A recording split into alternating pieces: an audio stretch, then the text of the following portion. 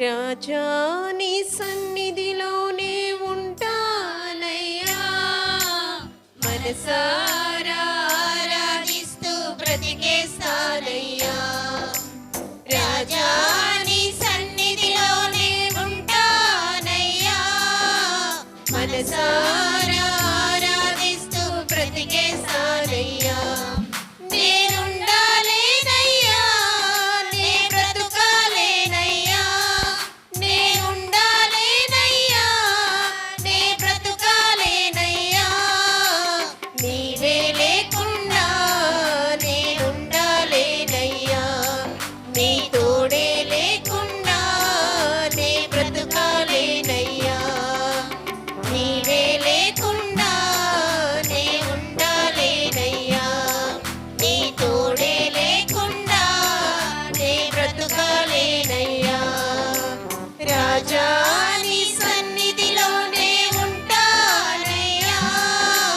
మనసారా ఆరాధిస్తూ బ్రతికేస్తానయ్యా. రాజా నీ సన్నిధిలోనే ఉంటానయ్యా, మనసారా ఆరాధిస్తూ బ్రతికేస్తానయ్యా. నీ సన్నిధానములో సంపూర్ణ సంతోషం, ఆరాధించుకునే విలువైన అవకాశం. నీ సన్నిధానములో సంపూర్ణ సంతోషం, ఆరాధించుకునే విలువైన అవకాశం. కోల్పోయినవన్నీ నాకు ఇచ్చుటకును, బాధల నుండి బ్రతికించుటకును. కోల్పోయినవన్నీ నాకు ఇచ్చుటకును, బాధల నుండి బ్రతికించుటకును. నీవే రాకపోతే నేనేమైపోదును, నీవే రాకపోతే నేనేమైపోదును. నే ఉండాలేనయ్యా, నే బ్రతుకాలేనయ్యా, నే ఉండాలేనయ్యా, నే బ్రతుకాలేనయ్యా. నీవే లేకుండా నే ఉండాలేనయ్యా, నీ తోడే లేకుండా నే బ్రతకాలేనయ్యా. నీవే లేకుండా నే ఉండాలేనయ్యా, నీ తోడే లేకుండా నే బ్రతకాలేనయ్యా. రాజా నీ సన్నిధిలోనే ఉంటానయ్యా, మనసారా ఆరాధిస్తూ బ్రతికేస్తానయ్యా. రాజా నీ సన్నిధిలోనే ఉంటానయ్యా, మనసారా ఆరాధిస్తూ బ్రతికేస్తానయ్యా. ఒంటరి పోరు నన్ను విసిగించిన, మనిషి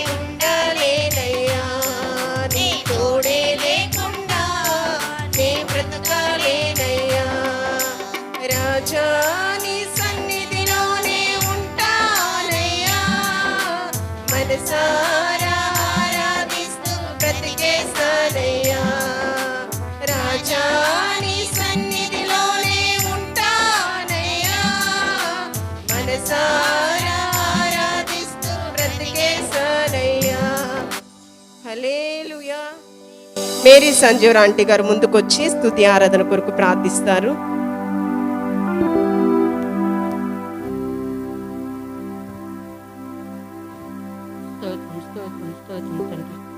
మహాగండ పరిశుద్ధ దేవానికి వందనాలు, స్తోత్రాలు, స్తుతులు చెల్లించున్నాం ప్రభా. నాయనా గడిచిన దినం నుండి ప్రభా ఈ దినం వరకు తండ్రి నాయన మరి సంఘ బిడ్డలని ప్రభా, నా కుటుంబాన్ని కూడా తండ్రి నీ రెక్కల చాటును కాసి కాపాడి ప్రభా నాయన, ఇదిగో నాయన ఈ సమయకాలం ముందు నీ మందిరావరణంలో ప్రభా తండ్రి నాయన నీ ప్రియబిడ్డలమైన మేమందరము చేరి ప్రభా తండ్రి నాయన నిన్ను స్తుతించి మహింపరిచి గణపరచుటకు తండ్రి నాయన మీరు మాకు ఇచ్చిన సమయాన్ని బట్టి నీకు వందనాలు తండ్రి, నీ స్తోత్రాలు ప్రభా నాయన. ఇదిగో నాయన ఈ స్తుతి ఆరాధనలో మీరున్నారు ప్రభా తండ్రి నాయన. నాయన పాటలు పాడిన ప్రతి ఒక్క బిడ్డను పేరు పేరు మీరు జ్ఞాపం చేసుకుని ప్రభాని స్తోత్రాలు తండ్రి నాయన. నేను ఆరాధించి వారు ఆత్మతోనూ సత్యంతోనూ ఆరాధించుటకు సహాయం చేయండి ప్రభాని స్తోత్రాలు తండ్రి. ఇదిగో నాయన ఈ కూడిక ఎందు నిమిత్తము ప్రభా ఏర్పాటు చేశారో ప్రభా ముందుగా నీకు తెలుసు ప్రభా తండ్రి నాయన. మా హృదయాలు ఎరిగి దేవుడు ప్రభా, మా హృదయవాంఛలు తీర్చగల సమర్థుడు నీ ప్రభా నాయన. నీ స్తోత్రాలు చెల్లించున్నాం ప్రభా నాయన. ఇదిగో తండ్రి నాయన ఇప్పుడు ప్రభా నాయన వాక్షంలోకి వెళ్ళిపోతుండగా ప్రభా నీ దాసుని సిలువ సాటిని మరుగుపరుచుకుని ప్రభా మాకు కావాల్సిన ఆత్మీయాహారం మాకు దయచేయండి ప్రభా నాయన. దానిని వినటం మట్టుకే కాదు కానీ ప్రభా గ్రహించే హృదయమును జ్ఞానమును మాకు దయచేయండి ప్రభా నాయన. ఇదిగో తండ్రి నాయన ఈ ఆరాధనంతట్లో మీరుండి ప్రభా నీ నామానికి తండ్రి మహిమ ఘనత ప్రభావాలు మీరు పొందుకోమని ఒక ప్రార్థన తండ్రి నీ పాదాలు చేర్చుకోమని యేసు పరిశుద్ధ నామం బట్టి అడుగుతున్నాను తండ్రి, ఆమేన్.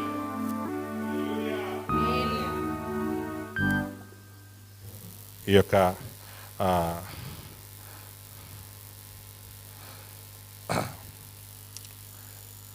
సమయాన్ని తీసుకోవాల్సిందిగా కోరుతున్నాను. చప్పట్లు కొడుతూ దైవజనులు గౌరవించుకున్నాం.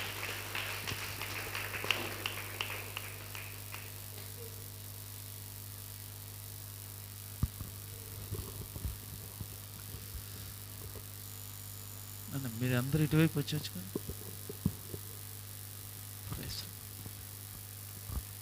Praise lord. హల్లెలూయా.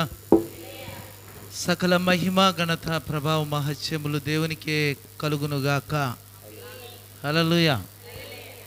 సో ఈ యొక్క మధ్యాహ్న వేళ దేవుని యొక్క మహా ఉన్నత కృపను బట్టి మీ అందరి ఎదుట పరిశుద్ధ దేవుని మహిమ మందిరంలో నిలిచి ఉండటం నా ఆధిక్యతగా దేవుడు నాకు అనుగ్రహించిన భాగ్యంగా ఎంచుకుంటున్నాను.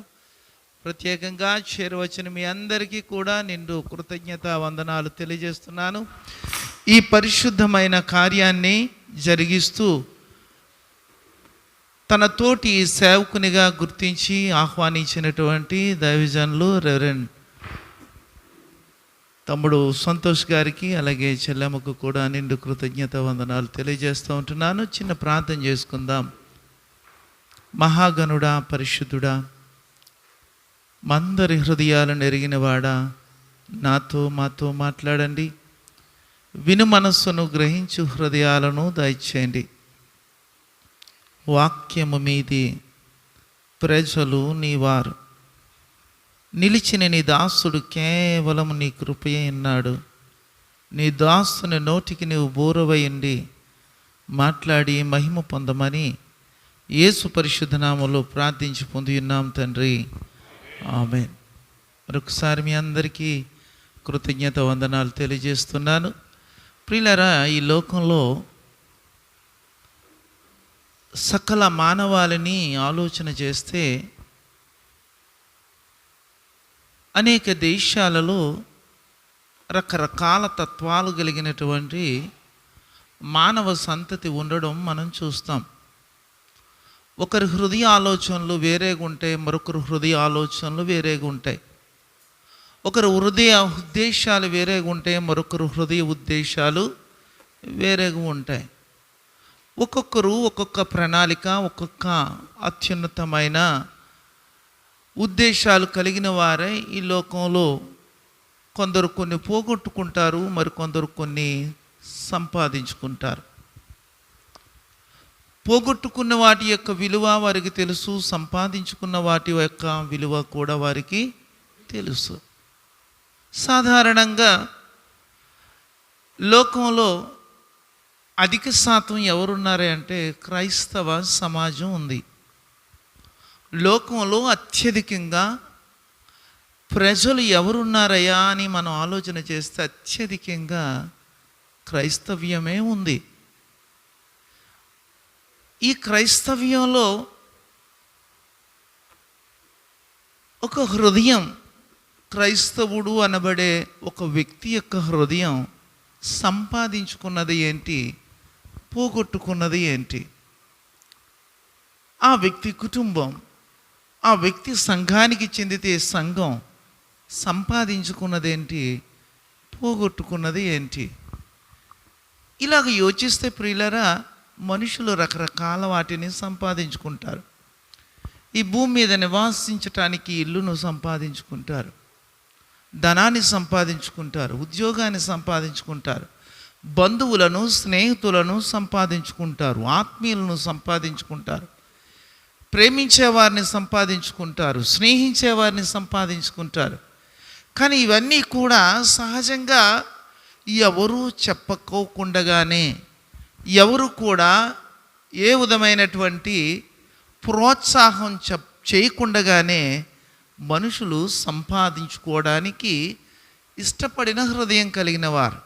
నేను అంటాను కదా, ఒక నిజ క్రైస్తవుడు, ఒక నిజ ఆత్మీయ స్నేహితురాలు, ఒక నిజ ఆత్మీయ కుమార్తె కుమారుడు నిజంగా సంపాదించుకోవలసింది ఎవరినో తెలుసా? నిజమైన ఒక ప్రార్థనా యోధురాలను సంపాదించుకోవాలి.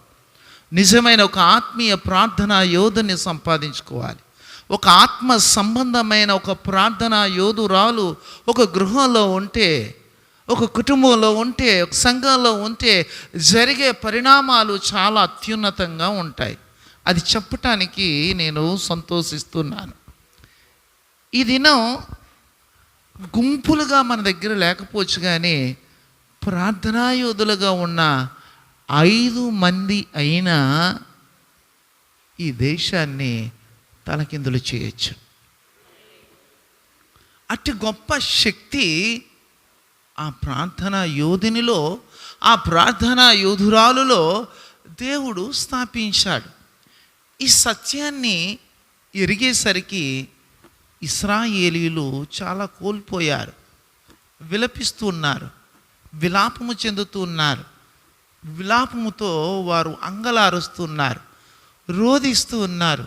అయ్యో పోగొట్టుకున్నామే, అయ్యో పోగొట్టుకున్నామే అని వారు హృదయాలను బద్దలు కొట్టుకుంటూ, వింటున్నారా తల్లులారా? వారి హృదయాలను నలగగొట్టుకుంటూ అంగలారుస్తున్నారు. చేజారిపోయింది, చేజారిపోయింది. అయినా దేవుడు కనికరిస్తాడేమోనని ఆయన వైపు చూస్తూ అంగలారుస్తూ ఉంటున్నారు. ఈ సందర్భాన్ని మీ ఎదుటికి తేవాలని రాత్రంతా ప్రార్థన చేసి ఈ సత్య సారాంశాన్ని మీ హృదయాల్లో స్థాపించాలని నేను కాదు, పరిశుద్ధాత్మ దేవుడు ఇష్టపడుతున్నాడు. హల్లెలూయా, హల్లెలూయా. ఇది నాకును మీకును ప్రయోజనకరం అవటానికి పరిశుద్ధాత్మని యొక్క స్వాధీనంలో ఈ మధ్యాహ్న వేళ మీరును నేనును కలిసి ఆయన మహిమ మందిరంలో ఉన్నాం. ఆయన నామమునకు మహిమ కలుగునుగాక. చూడండి, పరిశుద్ధ గ్రంథంలో విలాప వాక్యాల గ్రంథం అని ఒకటి ఉంటుంది. విలాప వాక్యాల గ్రంథంలో 5వ అధ్యాయం 7వ వచనం 8వ వచనాన్ని చదువుదాం. విలాప వాక్యాల గ్రంథం 5వ అధ్యాయం 7వ వచనం అలాగే 8వ వచనాన్ని చదువుదాం. మా తండ్రులు పాపం చేసి గతించిపోయారు, మేము వారి దోష శిక్షను అనుభవించుచూ ఉన్నాము. దాసులు మాకు ప్రభులైపోయారు, వారి వశము నుండి మమ్మను విడిపించగలవాడు ఎవడునో లేడు అని ఆక్రందన చేస్తూ ఉంటున్నారు ఆనాటి ఇశ్రాయేలు ప్రజలు.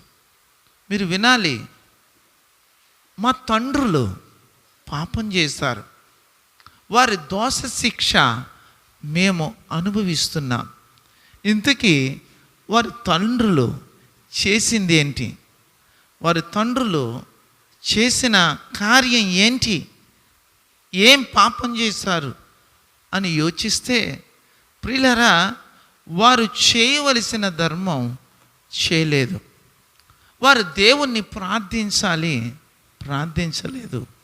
భక్తుడైన ప్రవక్త అయిన సమూయేలు అంటాడు కదా, నేను ఇశ్రాయేలు ప్రజల పక్షాన ప్రార్థించకపోతే అది నాకు పాపము అవుతుంది అంటాడు. గమనించండి, పాపం అంటే ఏంటయా అంటే ప్రార్థన చేయకపోవడమే పాపం. ప్రార్థించకపోవడమే పాపం అండి. దేవుని ఎదుట ప్రార్థించాలి. ప్రార్థన అనేది ఒక నిజ క్రైస్తవుని యొక్క హృదయంలో అది నిజంగా ఒక ఆకాంక్షగా మారిపోవాలి, ఒక అర్థధ్వని అయిపోవాలి. ప్రియులారా, ఈ ప్రార్థన ఎప్పుడైతే ఒక ఆకాంక్షగా, ఒక అర్థధ్వనిగా మారిపోతుందో ఆ వ్యక్తి ఎదుట ఏ లోకంలో శక్తి కూడా నిలవలేదు. ఆమెన్ చెప్దామా? హల్లెలూయా. ప్రార్థనే నీ ఆకాంక్షగా, ప్రార్థనే అద్భుతమైన నీ అర్థధ్వనిగా మార్చబడగలిగితే ఏ లోకంలో శక్తి కూడా నీ ఎదుట నిలవ నేరదు. ఏ లోకంలో శక్తి కూడా నిలవ నేరకుండా ఉండడానికి నీ హృదయ అంతరంగంలో ప్రార్థన అనేదానిని దేవుడు కృపతో అనుగ్రహించాడు. కేవలం కృపతోనే అనుగ్రహించాడు. నా దేవుని పరిశుద్ధ గ్రంథం సెలవిస్తుంది, యుక్తంగా మనిషి ఎలాగునో ప్రార్థించాలో వానికి తెలియదు అని రాయబడి ఉంది. ప్రార్థించుట మనకు తెలీదు, కానీ ప్రార్థించటానికి తన ఆత్మను మనకు దేవుడు సంచకరువుగా అనుగ్రహించాడు. ఆమెన్, హల్లెలూయా. వినగలగాలి ప్రియులారా, దేవుడు నీ ఆత్మలో, నీ హృదయంలో ఆయన ఆత్మను ఉంచినందుకు ఆయనకు నిత్యము స్తోత్రం చెప్పాలి. ఆ ఆత్మ నీకు ఎందుకు ఇచ్చాడంటే ప్రార్థించటానికి ఇచ్చాడు దేవుడు. ఎలా ప్రార్థిస్తే నువ్వు శక్తి పొందుకుంటావు, ఎలా ప్రార్థిస్తే ప్రభావము కలిగి ఉంటావు, ఎలా ప్రార్థిస్తే ఆయన మహిమను ఈ భూమి మీద నీవు, నేను, మనము స్థాపించగలం. ఆ శక్తి యొక్క ఉత్పన్నం నీవు కన్నులారా చూస్తావు. ఆయన నామమునకు మహిమ కలుగునుగాక. ఈ అనుభవం కలిగినటువంటి ఇశ్రాయేలీలు ఏం చేశారట? మరిచిపోయారు. చేయవలసిన ధర్మాన్ని చేయవలసిన కార్యాన్ని చేయలా. మహా గొప్ప కార్యం ఏంటో తెలుసండి? దేవుని సన్నిధానంలో మోకాళ్ళు ఓనడమే. అపోస్తలుడైన పౌలు భక్తుడు అంటాడు కదా, ఎఫెసీయులకు రాసిన పత్రిక 3వ అధ్యాయము 14వ వచనంలో ఏమంటాడంటే, ప్రతి కుటుంబము, ఒకసారి చదువుదామా, ఈ హేతువు చేత అంటాడు, ఈ హేతువు చేత పరలోకమందును భూమి మీదను, మరొకసారి చదవండి, పరలోకమందును భూమి మీదను ఉన్న ప్రతి కుటుంబము ఏ తండ్రిని బట్టి కుటుంబము అని పిలువబడుచున్నదో ఆ తండ్రి ఎదుట నేను మోకాల్లో నుంచున్నాను అంటున్నాడు. ఆయన నామమునకు మహిమ కలుగునుగాక. హల్లెలూయా. మీరు వినగలగాలి ప్రియులారా, నీవు కుటుంబము అని పిలువబడుచున్నాం. నా కుటుంబము అని జీవించిన కాలంలో ఎన్నో పర్యాయాలు తెలియకుండానే మాట్లాడిన అనుభవం, ఒక దేవుని కుమార్తెగా, ఒక దేవుని కుమారుడుగా నీ కుటుంబం గురించి మాట్లాడిన సందర్భాలు ఎన్నో ఉన్నాయి. నీవు భూమి మీద కుటుంబము అని ఒక అద్భుతమైనటువంటి ఆ ఆలోచన రాక మునిపే మొట్టమొదటిగా నువ్వు పరలోకంలోనే కుటుంబంగా మార్చబడి ఉన్నావు అని వాక్యం మనకు సెలవిస్తూ ఉంది. ఈ భూమి మీద కుటుంబం అనేది ఏర్పరచబడక మునిపే పరలోకంలోనే నువ్వు కుటుంబంగా ఉన్నావు. ఆ పరలోకంలోనే చేసిన అత్యున్నతమైన పని ఏంటంటే ఆయన ఎదుట మోకాల్లోనే అనుభవం నీకుంది. దాన్ని మరలా దేవుడు పునరుద్ధరణ చేసి అదే వ్యక్తికి, అదే కుటుంబానికి ఆ ప్రార్థన అనే వరాన్ని తన ఆత్మ ద్వారా అనుగ్రహించాడు దేవుడు. ఆయన నామమునకు మహిమ కలుగును గాక. కాబట్టి ప్రార్థించే కుటుంబం, ప్రార్థించే వ్యక్తి, ప్రార్థించే హృదయం ఈ లోకాలలో ఏ శక్తినైనా జయించుటకు సమర్థత కలిగిన కుటుంబమని, వ్యక్తి అని, సంఘమని మనం చెప్పగలగాలి. ఆమెన్, హల్లెలూయా.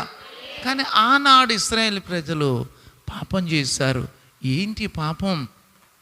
ప్రార్థించకపోవడం. వారు ప్రార్థించకపోవడం వల్ల జరిగింది ఏంటంటే, వారు బిడ్డలు అంటున్నారు కదా, మా తండ్రులు పాపం చేసి గతించిపోయారు. వారు పాపం చేసి ఈ లోకంలో లేరు, వెళ్ళిపోయారు. కానీ వారి దోష శిక్ష మేము అనుభవిస్తున్నాము అంటున్నారు. నానా, 2-3 పిల్లలకు ఒక తల్లిగా ఉన్నావేమో, తల్లిదండ్రులకు బిడ్డలుగా ఉన్నారేమో, ఒక సంఘానికి యాజకుడిగా, యాజకురాలుగా ఉన్నావేమో, ఒక ఆత్మీయ కుమార్తెగా, కుమారుడిగా ఉన్నావేమో. నువ్వు ఈ లోకాన్ని విడిచి వెళ్ళే ముందున్న తరానికి దోషాన్ని అప్పగించి వెళ్ళడానికి వీలు లేదు. దీవెనను, ఆశీర్వాదాన్ని విడిచి వెళ్ళవలసిన బాధ్యత నీ మీద, నా మీద ఉంది అన్న సంగతిని గ్రహించాలి. ఆనాడు ఇశ్రాయేలు ప్రజలు ఎంత దుఃఖంతో ఆ బిడ్డలు కన్నీరు కారుస్తూ విలపిస్తున్నారట. మా తండ్రులు పాపం చేసి మమ్మల్ని దోషులుగా చేశారు, మా మీద దోషం విడిచిపెట్టారు. ఎలాంటి దోషమయ్యా అంటే, నిజానికి ప్రియులారా, వాళ్ళు ఏలాలి. మనం ఎవరో తెలుసండి, ఏలిక చేయబడేవారము, ఏలుబడి కింద వెళ్ళేవారము కాము. ఏ క్రైస్తవ కుమారుడు, కుమార్తె, దేవుడు మనకు అధికారం ఏమిచ్చాడంటే, మీరు ఏలండి, మీరు వశపరుచుకునండి అని మొట్టమొదట తండ్రి, కుమార, పరిశుద్ధాత్మ దేవుడు ముగ్గురును కలిసి స్త్రీనిగాను పురుషునిగాను సృజించినప్పుడే దేవదేవుడు అద్భుతమైన ప్రవచనంతో కూడిన వరాన్ని మానవ సంతతికి ఇచ్చాడు. నువ్వు ఏలాలే కానీ ఏలుబడి కిందకు వెళ్ళకూడదు. నువ్వు దాస్యపు కాడి కింద చిక్కుపడకూడదు. నిన్ను ఏది ఏలకూడదు. అన్నింటినీ ఒక దేవుని కుమారుడు ఏలటానికి దేవుడు తన కృప కలిగిన అధికారమును అనుగ్రహించాడు. మనం బానిసలైపోతున్నాం. దేనికి బానిసలైపోతున్నాం? ఏది మనల్ని ఏలుతుందో గ్రహించలేనటువంటి తత్వంలోనికి వెళ్ళిపోవడం బహు విచారకరం కదండి. దేవుని వాక్యం చెప్తుంది, అయ్యో మా తండ్రులు పాపం చేసి వారి పాప దోష శిక్ష మా మీద ఏలుబడి చేసి ఆ దోషాన్నే మేము అనుభవిస్తున్నాము అని ఏమంటున్నాడంటే, దాసులు మాకు ప్రభులైపోయారు, రే మేము ఏలవలసిన వారు మమ్మల్ని ఏలుతున్నారు అంటున్నాడు. ఏమండి, లోకం మనకు దాస్యం చేయాలి, లోకంలోనే మనల్ని దాస్యం చేయాలి. మనం వాటి దాస్యపు కాడి కిందకు చిక్కడం దేవుని ఉద్దేశం కాదు, కాదు, కాదు, కాదు, కాదు. దేవుని కుమార్తె, దేవుని కుమారుడా, ఈ మధ్యాహ్న వేళ దేవుడు, పరిశుద్ధాత్మ దేవుడు నీతో మాట్లాడుతున్నాడు. ఏ దాస్యపు కాడి కింద నువ్వు చిక్కబడ్డం, నీ కుటుంబం చిక్కబడ్డం, మన సంఘం చిక్కబడ్డం దేవుని ఉద్దేశం కానే కానే కాదు. సమస్తమును ఏలటానికి దేవుడు మనకు అధికారమును అనుగ్రహించాడు. హల్లెలూయా, హల్లెలూయా. దేవుడు అంటాడు కదా, దాసుడని నిన్ను పిలవలేదట. ఏమని పిలిచాడు? స్నేహితుడు, కుమారుడు, కుమార్తె అని పిలుస్తాడు. ఆయన ఏ అధికారాన్ని కలిగి ఉన్నాడో అదే అధికారాన్ని దేవుని కుమార్తెకు, కుమారుడుకు దేవుడు అనుగ్రహించాడు. దీన్ని ఎలాగును విడిచిపెడుతున్నామా అంటే, సోమరులమై విడిచిపెడుతున్నాం. యోవేలు ప్రవక్త అంటాడు. యోవేలు ప్రవక్త ఏమని అంటాడయా అంటే, పరిశుద్ధ గ్రంథంలో, యోవేలు గ్రంథంలో ఒకసారి చదువుదామా? 2వ వచనం చదువుదాం.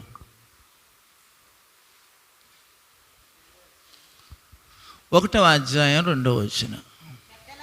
పెద్దలారా ఆలకించండి, దేశపు కాపురస్తులారా మీరందరూ చెవియొగ్గ వినండి. ఇలాంటి సంగతి మీ దినాల్లో కానీ మీ పితరుల దినాల్లో కానీ జరిగిందా? మీ సంగతి మీ బిడ్డలకును తెలియచేయండి. వారు తమ బిడ్డలకును ఆ బిడ్డలు రాబోవు తరము వారికి తెలియజేస్తారు. ఏంటి ఆ సంగతి అంటే చదువున్నాను ఇప్పుడు 4వ వచనం. గొంగల పురుగులు విడిచిన దానిని మిడతలు తినివేస్తుంది. పై వచనం చదువుతుంది.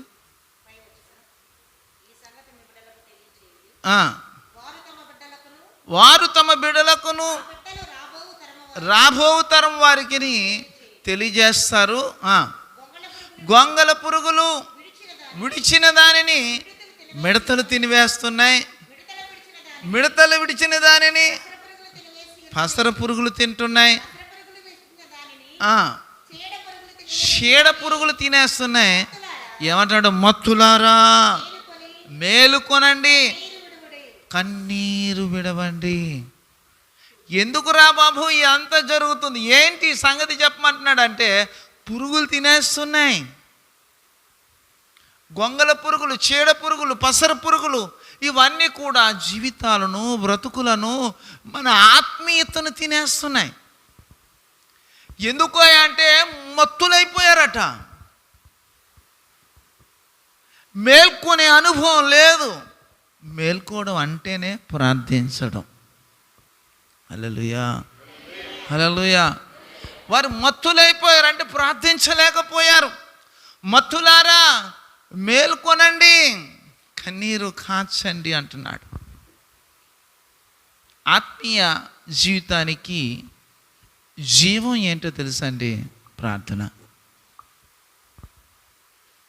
ఆత్మీయ జీవితానికి జీవం ఏంటంటే ప్రార్థన. మరణం ఏంటో తెలుసండి? ప్రార్థించకపోవడమే. అందుకే ఆనాటి ప్రజలు వారు ప్రార్థించలేదు, పాపం చేశారు. ఆ దోషం బిడ్డల మీదకు వచ్చింది. ఆ బిడ్డలు చెప్తా ఉన్నారు, మా తండ్రులు, వారు చెప్తున్నారు, మా తండ్రులు చేయవలసింది చేస్తుంటే ఈరోజు మేము దాసులంగా ఉండం కదా, ఏలికలుగానే ఉండేవారము. ఆనాడు వారు మమ్మల్ని విడనాడారు, ప్రార్థించేవారు కాదు, ప్రార్థన మాకు నేర్పలేదు. చూడండి, అన్ని కూటాలకు బాగానే వస్తారు, ఉపవాస ప్రార్థనలు పెట్టండి, ఎవరుండరు. మోకాల్లోని 2-3 గంటలు కలిసి ప్రార్థన చేద్దామంటూ ఉండేవారు ఎంతమంది అండి. జక్రియా స్టానిఫమం గారని ఒక అద్భుతమైన ప్రార్థనా యోధుడు మన విశాఖ నగరానికి గతించిన సంవత్సరాలలో కంటిన్యూస్గా ఒక 4 years వచ్చారు. మద్దిలిపాలెంలో కళాభారతినేమో అందులోకి వచ్చేవారు.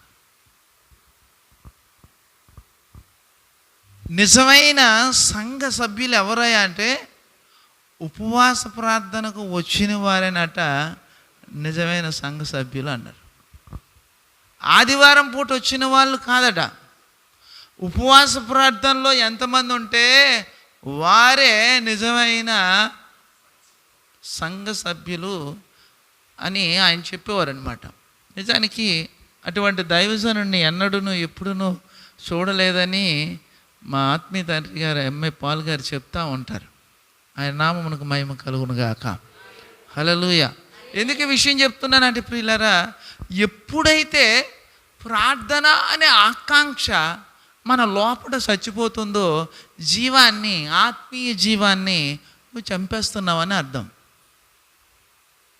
కొన్నిసార్లు మన జీవితాలలో కోల్పోతున్నవి గ్రహించాం. మనం కోల్పోతున్నది గ్రహించాం. మన ముందుకు 4 మెతుకులు రాగానే, 4 రూపాయలు రాగానే అన్నీ మర్చిపోతాం. ఇశ్రాయేళ్ళు అదే మర్చిపోయారు. వారికి దేవుడు పాలు తేనెలు కారే దేశాల్లోకి తీసుకొచ్చి సమృద్ధినిచ్చాడు, స్వేచ్ఛనిచ్చాడు, శక్తినిచ్చాడు. అంతా సవ్యంగా సాగిపోతుంది. వీటి మీదకి వెళ్ళిపోయింది మనసు. దేవుడు అనుగ్రహించిన అత్యున్నతమైన దాన్ని వారు విడనాడారు. కనుకనే వారు శాపభరితులైపోయారు. కనుకనే వారిని వెంబడించింది ఏంటంటే ఏలవలసిన వారే దాస్యులైపోయారు. ఈ దినం మీకు నాకు పరిశుద్ధాత్మ దేవుడు చెప్తున్న సంగతి ఏంటంటే, ఇక మీరు ఆ దాస్యపు కాడి కింద ఉండకూడదు. ఇక నేను ఆ దాస్యపు కాడి కింద మనం ఉండడానికి వీలు లేదు. మనం ఎలా ఉండాలి అంటే దేవుని శక్తిని కలిగిన వారంగా ఉండాలి. ఆమేన్, హల్లెలూయా. ప్రార్థన చేస్తే దేవుడే కదిలిపోయి ఆయన సింహాసనం మీద నుంచి లేచి వస్తాడట. అంటే అంత కృప. ఏమండి, అత్యున్నతుడైన దేవుడు ఎక్కడ, అధముడైన మానవుడు ఎక్కడ? ఆ మహోన్నతుడైన దేవదేవుడు ఆ మహిమ రాజ్యంలో, ఆ మహిమ లోకంలో, ఆ మహోన్నతమైన సింహాసనం మీద కూర్చోండి. ఈ భూమి మీద ఏమండి అర్హత లేని అభాగ్యులమైన మనం ప్రార్థన చేస్తే మన ప్రార్థన విజ్ఞాపన ధ్వని ఆయన సింహాసనం దగ్గరకు చేరి ఆయన చెవుల్లో జొచ్చి ఆయన హృదయ అంతరంగాలలో ఆ ప్రార్థనను అంగీకరించిన పిమ్మట ఆ సింహాసనము నుండి లేచి ఈ ప్రార్థించే వ్యక్తి దగ్గరకు దేవుడు వస్తాడు. ఆ కృప ఎవరికి ఇచ్చారాయా అంటే అభాగ్యుడైన నాకు నా హృదయంలో తన ఆత్మ ద్వారా దేవుడు మనకు అనుగ్రహించాడు. హల్లెలూయా. ఇంత గొప్ప శక్తిని కలిగిన మనం దీన్ని కలిగి ఉండాలి అనే సంగతినే మర్చిపోయి నీకు నీవు, నాకు నేను, మనకు మనం ఈ భూ సంబంధమైన వాటి వైపే చూస్తూ కాలాన్ని వెళ్ళబుచ్చుతూ ఉన్నాం. సమయాన్ని తినేస్తూ ఉంటున్నాం. అయ్యో, చేయవలసినంత సమయంలోనైనా దేవునితో గడపాలనే ఆకాంక్షనే మర్చిపోతూ ఉంటున్నాం. అయ్యో, మన పిల్లలకు మన ముందున్న తరాన్ని మనం ఏమందిస్తున్నామో గ్రహించాలని మనవి చేస్తున్నాను. నీ బిడ్డలకు నువ్వేమందిస్తున్నావు? రీసెంట్గా మా అబ్బాయిని ఎంసీఏలో జాయిన్ చేశాం. ఎంసీఏ ఫ్రీ సీట్ రాలేదు,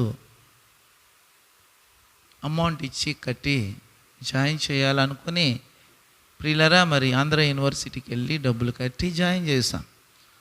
మా పాస్టమ్మ గారు నన్ను అడిగారు, డబ్బులు లేని సమయాల్లో ఎందుకంటే అన్ని లక్షల రూపాయలు కట్టి జాయిన్ చేసి బాబు గారిని చదివిస్తూ ఉన్నారు అంటే, నేను అన్నాను కదా, మనం వాడికి ఏమి ఇవ్వగలమమ్మా, ఆస్తిపాస్తులను ఏమి ఇవ్వలేం కదా, కనీసం చదివిస్తే వాడి భవిష్యత్తుకి బాగుంటుంది కదా అని అంటే, చదువుకు మించింది ఒకటి ఉందండి, అది ఇవ్వగలిగితే ఏ లోకంలోనైనా వాడు శక్తివంతంగా బ్రతకగలడు. చదువుకు మించింది ఏంటమ్మా? దేవుని సన్నిధానంలో ప్రార్థన. చదువు ఉండాలి, కానీ దానికి మించింది. నాకు ఆశ్చర్యం అనిపించింది. వీటిని వ్యాపకించుకోవడానికి, ఈ డబ్బులను సమకూర్చడానికి దరిదాపు సంవత్సరానికి 3 లక్షల రూపాయలు అవుతుంది. నా కుమార్తెకి దరిదాపు ఒక 5 లక్షల రూపాయలు అవుతుంది. ఆమె డాక్టర్ చదువుతుంది. సో ఇవన్నీ పేమెంట్ సీట్లు ఇవన్నీ సమకూర్చడానికి నేను చాలా ప్రయాసపడాలి. ఈ ప్రయాసలో నేను చేయవలసిన ధర్మాన్ని వీడి ప్రార్థించవలసిన సమయంలో ప్రార్థించకుండా ఈ డబ్బులు ఎలా కట్టాలి, ఆ డబ్బులు ఎలా కట్టాలి, అది ఎలాగ అడ్జస్ట్ చేయాలి, ఇది ఎలాగ అడ్జస్ట్ చేయాలి అనుకుంటూ ఈ కుటుంబ వ్యవహారాన్ని నడపడానికి నా ధర్మాన్ని విడనాడి నేను ఈ కోవలో పడిపోయాను అనుకోండి, వాడిని చదివించానని పేరు మాత్రం ఉంటుంది, కానీ నిజానికి నేను వారిని ఆత్మీయంగా చంపిన వాడిని అవుతాను. హల్లెలూయా. ఈ విషయం నా భార్య చెప్పగానే నిజమే కదా, ఒక తండ్రిగా వారికి ఇవ్వవలసింది నేను ఇవ్వాలి. దానికి మించింది ఏంటంటే ఒక సేవకునిగా నేను ఒక ప్రార్థన బలిపీఠాన్ని కట్టేటట్టు వారిని నేను ప్రేరేపించాలి కదా, నేర్పించాలి కదా, నేను చేయాలి కదా, వారికి చేయించాలి కదా. కొన్నిసార్లు ఈ కుటుంబ చింతనలో పడి, ఈ కుటుంబ బాధ్యతల్లో పడి, ఈ కుటుంబ వ్యవహారాల్లో పడి మనం చేయవలసిన ధర్మాన్ని విస్మరిస్తూ ఉంటాం. ఇది దేవునికి తెలీదా? ఈ బాధ్యత మనం పడుతున్నామని దేవునికి అర్థం కాదా అన్ని మనల్ని మనమే ఎలాగ అనుకుంటామయ్యా అంటే, అయ్యో ఈ స్థితిని బట్టే కదా, ఈ స్థితి దేవుడిస్తేనే కదా వచ్చింది అని అసలైనది మానేసి కానిదాన్ని పట్టుకుంటూ జరిగించవలసిన ధర్మాన్ని జరిగించకుండా మనం మన సమయాన్ని వెళ్ళబుచ్చుతూ ఉంటాం. దానివల్ల మనం మన తరానికి, మన ముందున్న తరానికి, మన కుటుంబానికి అందించేది ఏంటో తెలుసా? దీవెనికి బదులు శాపాన్ని అందిస్తున్నాం. ఈ దినం మనం గ్రహించాలి. ఆనాడు ఆ ప్రజలు అది చేసి వారి సంతతి వారికి ఇచ్చింది ఏంటి అంటే దాస్యాన్ని అప్పగించారు.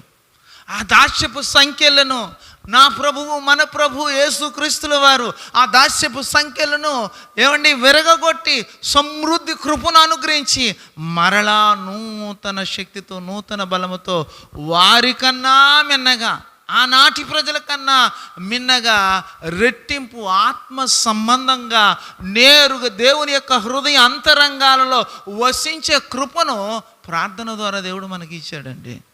ఆ నామమునకు మహిమ కలుగునుగాక. ఈ శక్తి చాలా గొప్పది. ఈ శక్తి యొక్క ప్రభావం నేను అనుభవపూర్వకంగా చెప్పగలను. బైబిల్ సెలవిస్తుంది, నిరాకరింపబడని ప్రార్థన ఉందండి బైబిల్లో. ప్రార్థన నిరాకరించబడదు. ఏదైనా నిరాకరించబడేవి ఉంటాయి, కానీ ప్రార్థన నిరాకరించబడదట. ఎవరి ప్రార్థన నిరాకరించబడదని బైబిల్లో ఉందంటే తల్లిదండ్రులు లేని వారి ప్రార్థన నిరాకరించబడదు అని రాయబడి ఉందండి. దాని అర్థం ఏంటంటే నేను తండ్రిని తల్లిని కలిగి ఉన్నా కూడా లేనట్టుగా నా అంతరంగంలో దేవుని కృపాసింహాసనం ఎదుట మోకరిల్లినప్పుడు నేను ఆ రీతిగా మార్చిబడిపోవాలి. అంటే ఎన్నున్నా నాకేమీ లేవు, ఆమేన్, ఏమున్నా నాకేమీ లేవు, ఏం కలిగి ఉన్నా అవి కలిగి ఉన్నవి నావి కావు, నేను కలిగి ఉన్నది నిన్ను మాత్రమే. నిన్ను మాత్రమే నేను కలిగి ఉన్నాను. నిన్ను బట్టే ఈ శ్వాస, నిన్ను బట్టి ఈ జీవం, నిన్ను బట్టి నేను కలిగి ఉన్నది ఏదైనా కానీ నన్ను బట్టి నేను కలిగి ఉన్నది ఏది లేదు. అలనాడు దాన్ని ఏమనేవారంటే గోని పట్ట కట్టుకుని నాకేమీ లేదయ్యా, బూడిద పైన వేసుకునేవారు, అంగలార్చేవారు, రోధించేవారు, విచారణ చేసేవారు. కారణం ఏంటంటే నేను నిరుత్తరుడను.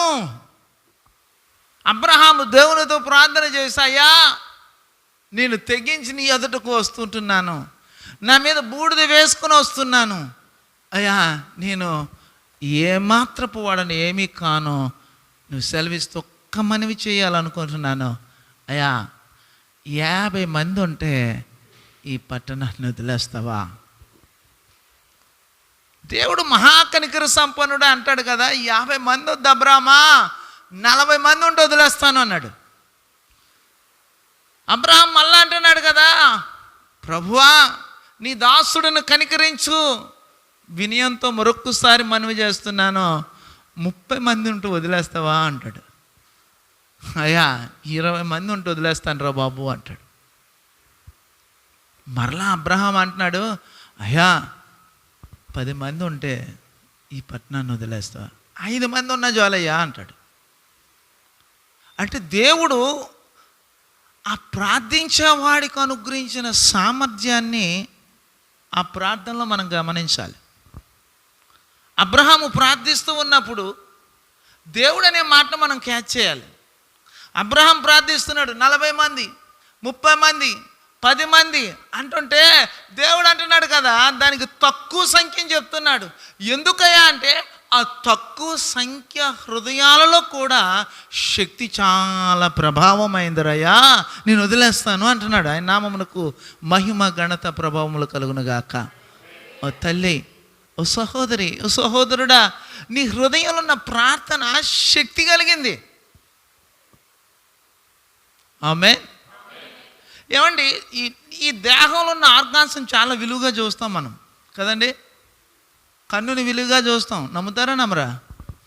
కన్ను ఎంత విలువైందో చెవి కూడా, చెవి ఎంత విలువైందో ముక్కు కూడా, ముక్కు ఎంత విలువైందో నోరు కూడా, నోరు ఎంత విలువైందో పళ్ళు కూడా, పళ్ళు ఎంత విలువైందో నాలుగు కూడా, గొంతు కూడా, ప్రతి అవయవం కూడా విలువైందిగానే ఉంచుతాం. ఆమేన్. హల్లెలూయా. యేసుప్రభు ఏమన్నాడంటే, కన్ను పోయినా పర్వాలేదురా, నువ్వు మాత్రం పరలోకంలో ఉండాలన్నాడు.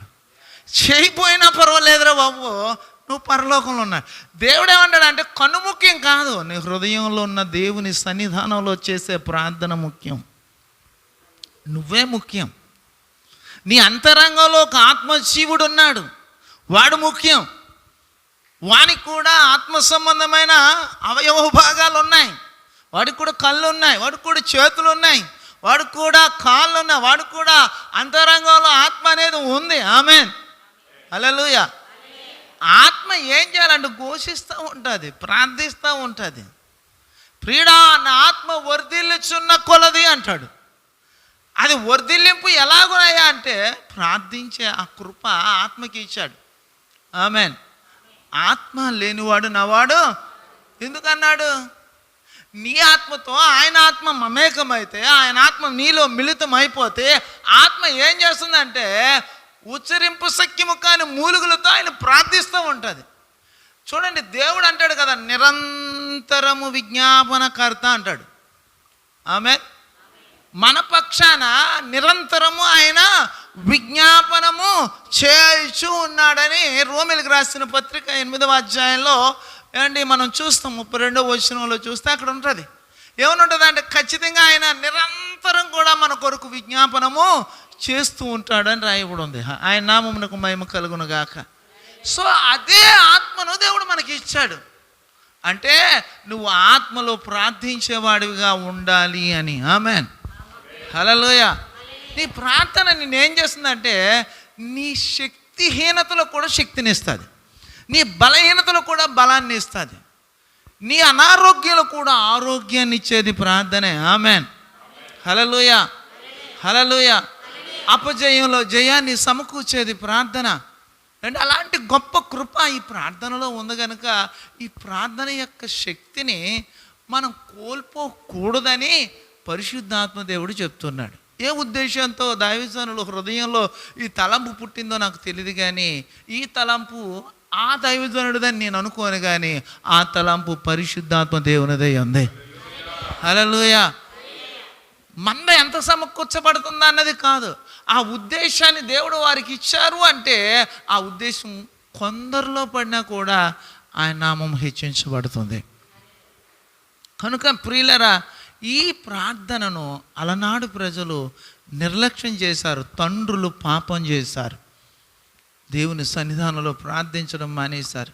మనం కూడా ప్రియులరా వ్యాపకాల్లో పడిపోయి పిల్లల్ని పట్టించుకోం. ఈనాడు ప్రజలు, ఈనాడు క్రైస్తవ సమాజంలో అయితే, బయట సమాజంలో అయితేనేమి కానీ పిల్లలకి సెల్ ఫోన్లు ఇస్తున్నారు, కానీ పిల్లలకు మోకాలు నేర్పించడం అల్లరి చేసాడు అనుకోండి, ఫోన్లోనేమో ఏదో ఒక ఏమండి కార్టూన్ నెట్ ఇంకోటి చూపించేసి ఏదో ఆ సమయానికి వారికి ఆ వీలు కలిగించుకోవడానికి చూస్తున్నారు, కానీ ఏ విధమైన ప్రార్థన వారికి నేర్పటం లేదు.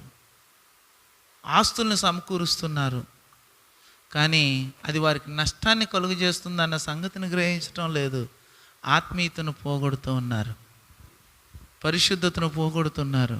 ప్రార్థన అనే అంశానికి వస్తే తప్ప ఏమాత్రం కూడా కొందరు అంటారు, తల్లిదండ్రులు ప్రార్థిస్తుంటే, అమ్మ చిన్న ప్రార్థన చేయ నాన్న, చిన్ని ప్రార్థన చేయ డాడీ, పెద్ద ప్రార్థన చేయదు డాడీ, చిన్ని ప్రార్థన చేయ డాడీ.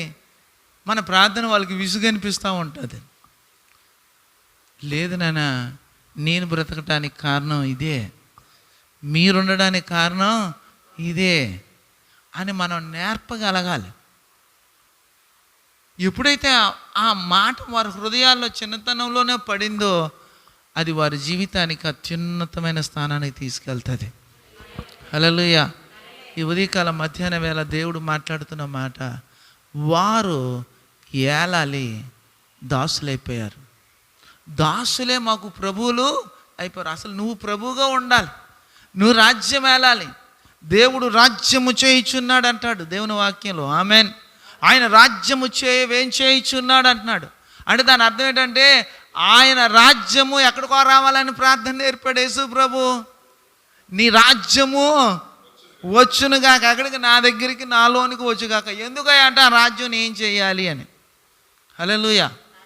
బైబిల్ చెప్తుంది ఆ రాజ్యం చేయడానికట దేవుడు తన భక్తులకి ఇచ్చిన ఘనత ఇదే అంటాడు. కీర్తనకారుడు ఏమంటాడంటే తన భక్తులకు అనుగ్రహించిన ఘనత ఇదే. ఏంట్రా ఘనత అంటే వారిని శిక్ష విధించడానికి అధికారం దేవుడు ఇచ్చాడట, వారిని ఏలడానికి దేవుడు అధికారము ఇచ్చాడట. అధికారం ఎలాగ మనం కలిగి ఉండాలంటే ప్రార్థించడం ద్వారా. ప్రియులారా, చాలామందికి ప్రార్థించడం అనే మాట పలుపర్యాయాలు వింటాం, కానీ ప్రార్థన నిజంగా ఆయన దగ్గరికి వెళ్ళిందా లేదా అన్నది గ్రహించరు. ఒకసారి పరిశుద్ధ గ్రంథాన్ని ఒకసారి చూద్దాం. దిన వృత్తాంతాల గ్రంథం, 2వ దిన వృత్తాంతాల గ్రంథం 30వ అధ్యాయం 27వ వచనం. అక్కడ ఇశ్రాయేలు ప్రజలు కూడా ప్రార్థన చేశారు. అప్పుడు లేవీయులైన యాజకులు లేచి జనులను దీవించగా వారి మాటలు వినబడ్డాయి. చూడండి, వారు దీవించినప్పుడు వారి మాటలు వినబడ్డాయట. ఇప్పుడు దైవజనుడు దీవిస్తాడు, మిమ్మల్ని దీవించునుగాక అంటాడు, మీరు ఆశీర్వదించబడుదురుగాక. ఆమెన్ చెప్పొచ్చండి. హల్లెలూయా, హల్లెలూయా. మీరు దీవించబడుదురుగాక, మీ బలహీనతలు తొలగిపోవునుగాక, మీకు ప్రార్థనా బలము దేవుడు అనుగ్రహించునుగాక. ఈరోజు అరగంట ప్రార్థన చేసేవారు ఈ రోజు నుంచి 3 గంటలు ప్రార్థన చేయుదురుగాక. కొంచెం బిగ్గరగా ఆమేన్ చెప్దామా? హల్లెలూయా. 3 గంటలు ప్రార్థన చేయవారు ఎందరుంటారో వారు దయ్యాలను వెళ్ళగొడతారు. నిజంగా చెప్తున్నాను, వారికి అన్నీ లోబడతాయి. ఈ ప్రార్థన, ఈ మెసేజ్ అయిపోయిన తర్వాత నేను ప్రార్థన చేస్తున్నప్పుడు చూడండి దేవుని శక్తి ఎలా కదలాడుతుందో, దేవుని ప్రభావం ఎలా కదలాడుతుందో. దేవుని శక్తి నువ్వు పొందుకున్నావనే అనుభవం నీ దగ్గరకు రాబోతా ఉంది ఈ మధ్యాహ్న వేళ. ఆయన నామమునకు మహిమ కలుగునుగాక. హల్లెలూయా, హల్లెలూయా. దైవజనుడు అంటాడట, ఏమని? దీవించబడుదురుగాక, ఆమెన్. ఆశీర్వదించబడుదురుగాక, ఆమెన్. నువ్వు ఇంటను ఉన్నా దీవించబడతావు, వెలుపుడికి వెళ్ళినా దీవించబడతావు. నువ్వు పిండి పిసుకు తొట్టియు నీ గంపయు దీవించబడును అంటే మీరేమంటారు? ఆమేన్, ఆమేన్, ఆమేన్, ఆమేన్, ఆమేన్, ఆమేన్, ఆమేన్, ఆమేన్, ఆమేన్ అంటాం. దాని అర్థం ఏంటంటే నాకు వచ్చుగాక అని. అలాగే మనం పరలోక ప్రార్థనలో కూడా ఏం చెప్తాం? నీ రాజ్యము నాకు అంటే అర్థం ఏంటి? ఆమేన్ అంటే నీ రాజ్యం, నువ్వు ఎలాంటి రాజ్యం చేస్తున్నావో ఆ రాజ్యం నేను కూడా చేయాలి. మీరు ఆమేన్ ఎవరు అంటలేదు. హల్లెలూయా, హల్లెలూయా. ఆ రాజ్యం నువ్వు చెయ్యాలి. ఈరోజు పరిశుద్ధాత్మల ఉద్దేశం అదే, మీరు రాజ్యం చేయాలి నాన్న. మనం రాజ్యం చేయాలి. తల్లులారా, తండ్రులారా, కుమారులారా, కుమార్తెలారా, మనం రాజ్యం చేయాలి. ఆమేన్ చెబుదాం. హల్లెలూయా. మీ రాజ్యం మీ యజమానుల మీద కాదు, మీ రాజ్యం మీ బిడ్డల మీద కాదు, మీ రాజ్యం ఏదో సంఘంలో కాదు. మన రాజ్యం ఏం చేయాలంటే సర్వలోకం మీద చేయగలిగిన వారమై ఉండాలి. హల్లెలూయా. ఆ రాజ్యం చేయడానికి డబ్బు అవసరంలా, ఆ రాజ్యం చేయడానికి చదువు అవసరంలా, ఆ రాజ్యం చేయడానికి సంబంధమైన పేరు ప్రఖ్యాతులు అవసరం లేదు. ఆ రాజ్యం చేయడానికి రాజ్యాలు నేలే రాజు యొక్క హృదయ అంతరంగములో ఉండే అత్తనాద ధ్వనితో కూడిన ఆత్మ అభిషేకం మనలో ఉంటే చాలు, రాజ్యం చేయగలం. హల్లెలూయా. అది దేవుడు మనకు కృప ద్వారా అనుగ్రహించేస్తాడు. నువ్వు ఇక్కడ మాట్లాడితే అమెరికాలో ఏం జరగాలో జరుగుతుంది నాన్న. ప్రదేశాలతో పని లేదు, ప్రాంతాలతో పని లేదు, అధికారం అనేది దేవుడు నీకు ఇచ్చేశాడు. ఆమెన్. ప్రార్థన కలిగిన వాడు, నేను ఇందాక మొదటి చెప్పాను, ఏ లోకాన్నైనా కూడా శాసించే శక్తి కలిగిన వాడు. ఏ లోకాల్లో ఉన్న శక్తి అయినా వాని ఎదుట నేరదు. దేవుడు అన్నాడు, సంఘమా నేను నీకు ప్రార్థననే తాళపు చెవిని ఇచ్చాను. ఏ తాళపు చెవి అంటే ప్రార్థననే తాళపు చెవిని ఇచ్చాను. నువ్వు భూమి మీద ఏటిని బంధిస్తావో పరలోకంలో అవి బంధించబడతాయి, ఏం విప్పుతావో అది విప్పబడతాయి అని చెబుతూ ఒక సంఘంతో అంటాడు, ఫిలదెల్ఫియా సంఘంతో అంటాడు కదా, ఆయన పరిచయం చేసుకుంటాడు. ఫిలదెల్ఫియా అనే సంఘం చూద్దాం ఒకసారి, మళ్ళీ ఇక్కడికి వద్దాము. ఫిలదెల్ఫియా సంఘంలో ఏమంటాడంటే 3వ అధ్యాయం ప్రకటన గ్రంథం 3వ అధ్యాయం 7వ వచనం చదువుదాము. ఫిలదెల్ఫియాలో ఉన్న సంఘపు దూతతో ఇలాగు రాయము. చూడండి అక్కడ అంటాడు, దావీదు తాళపు చెవి కలిగి ఎవడును వేయలేకుండా తీయవాడును, ఎవడునో తీయలేకుండా వేయవాడునైనా సత్యస్వరూపి పరిశుద్ధుడు చెప్పు సంగతులు ఏమనగా అంటాడు. తాను పరిచయం చేసుకుంటాడు. దావీదు తాళపు చెవి అంటాడు. ఆమేన్. ఆ తాళపు చెవి ఏం చేస్తుందట? ఎవడో వేయలేంది ఆ తాళపు చెవి వేయగలదు, ఎవడో తీయలేంది ఆ తాళపు చెవి తీయగలదు. ఆ తాళపు చెవి ఏంటో అంటే ప్రార్థన. ఆయన నామమునకు మహిమ కలుగునుగాక. హల్లెలూయా. ఆ తాళం నీకే ఇచ్చాడు తల్లి, నీ దగ్గర ఉంది. బీరువా తాళం కాదు ఇది, ఇంటి తాళం అంతకన్నా కాదు. ఇది హృదయ తాళాలు, హృదయాంతరంగాలు నిప్పే తాళం. ఆమేన్. పర సంబంధమైన దీవెలను విప్పే తాళం, భూ సంబంధమైన దీవెలను ఇప్పే తాళం, పాతాళ సంబంధమైన సమస్త దుష్టత్వాన్ని మూసే తాళం. ఆమేన్. ఈ తాళాన్ని దేవుడు నీకు ఇచ్చేశాడు, నీ దగ్గర ఉంది, నీకు నేను ఇచ్చాను అన్నాడు. దాన్ని కలిగి ఉండి కూడా ఈ తాళాన్ని వదిలేసామో పనికిరాని తాళాలు ఉపయోగిస్తాం మనం. పనికిరాని ఈ తాళాన్ని వాడు నాన్న, ఈ తాళాన్ని వాడితే అధికారం నీదే, శక్తి నీదే, ప్రభావం నీదే. ఎందుకయ్యా అంటే ఈ తాళాన్ని ఉపయోగించిన వారు ప్రపంచాన్ని శాసించారు. చూడండి, రాజ్యాలు మారాయి, రాజులు మారారు, క్రైస్తవ్యం మారలేదు. ఆమెను చెప్పొచ్చు. హల్లెలూయా, హల్లెలూయా. ఎందుకంటే మారంది క్రైస్తవ్యం. కాలం మారిపోతుంది, రాజ్యాలు మారుతున్నాయి, రాజులు మారుతున్నారు. క్రైస్తవ్యం మారకపోవడానికి గల కారణం ఏంటంటే ఆనాడు ఏ దేవుడో ఈనాడు కూడా అదే దేవుడు. ఆనాడు ఏ రాజు ఏలుతున్నాడు ఈనాడు కూడా అదే రాజు ఏలుతున్నాడు. ఆ అధికారం ఆనాడు ప్రజలకు ఏ దేవుడు ఇచ్చాడో ఈనాటి ప్రజలు కూడా అదే అధికారం ఇచ్చాడు. అధికారాన్ని పొందుకున్నామన్న సంగతి మనకు తెలియలేదు. ఈ అధికారం ఏంటి అంటే దేవుడు అనుగ్రహించిన ఆ గొప్ప కవచం, ఆ ప్రార్థన అనబడే ఆ తాళపు చెవి నీ దగ్గరకు ఉంది. అది తెలిసిన వారు ఏమన్నారంటే ఆ యాజకులట పలుకుతున్నారట. ఏమని పలుకుతున్నారు? ఇగో దేవుడు మిమ్మల్ని దీవించబోతా ఉన్నాడు, దేవుడు మిమ్మల్ని ఆశీర్వదించబోతా ఉన్నాడు, దేవుడు మిమ్మల్ని గొప్పవారిగా చేయబోతా ఉన్నాడు. ఎంత గొప్పవారిగా చేయబోతున్నారు అంటే మీ ఊహలకు, మీ ఆలోచనలకు అందనంత స్థాయిలో దేవుడు మిమ్మల్ని ఉంచబోతా ఉన్నాడు. అంటే నిన్న ఆదివారం ఇరాన్ ఏమో ఇస్రాయల్ మీద యుద్ధం చేయడానికి వెళ్ళింది. ఒకేసారి ప్రియులారా 350 పైచిలకు బాంబులు ఒక్కసారి వేస్తే అవి ఏమాత్రం కూడా భూమి మీద పడకుండా గాలిలోనే వాటి యొక్క ప్రభావాన్ని అంతా అణచగలిగే సామర్థ్యం ప్రభు ఇశ్రాయేలు ప్రజలకు ఆ జ్ఞాన పరిణితిని ఇచ్చి దాన్ని వేస్తారు. ఇప్పుడు తిరిగి ప్రతిదాడి చేయడానికి ఇశ్రాయేల్ సంసిద్ధం అవుతుంది. ఒకవేళ నిజంగా ప్రతిదాడి చేస్తే ప్రపంచ యుద్ధం రావచ్చేమో నాకు తెలియదు, కానీ చెప్తా ఉన్నాను.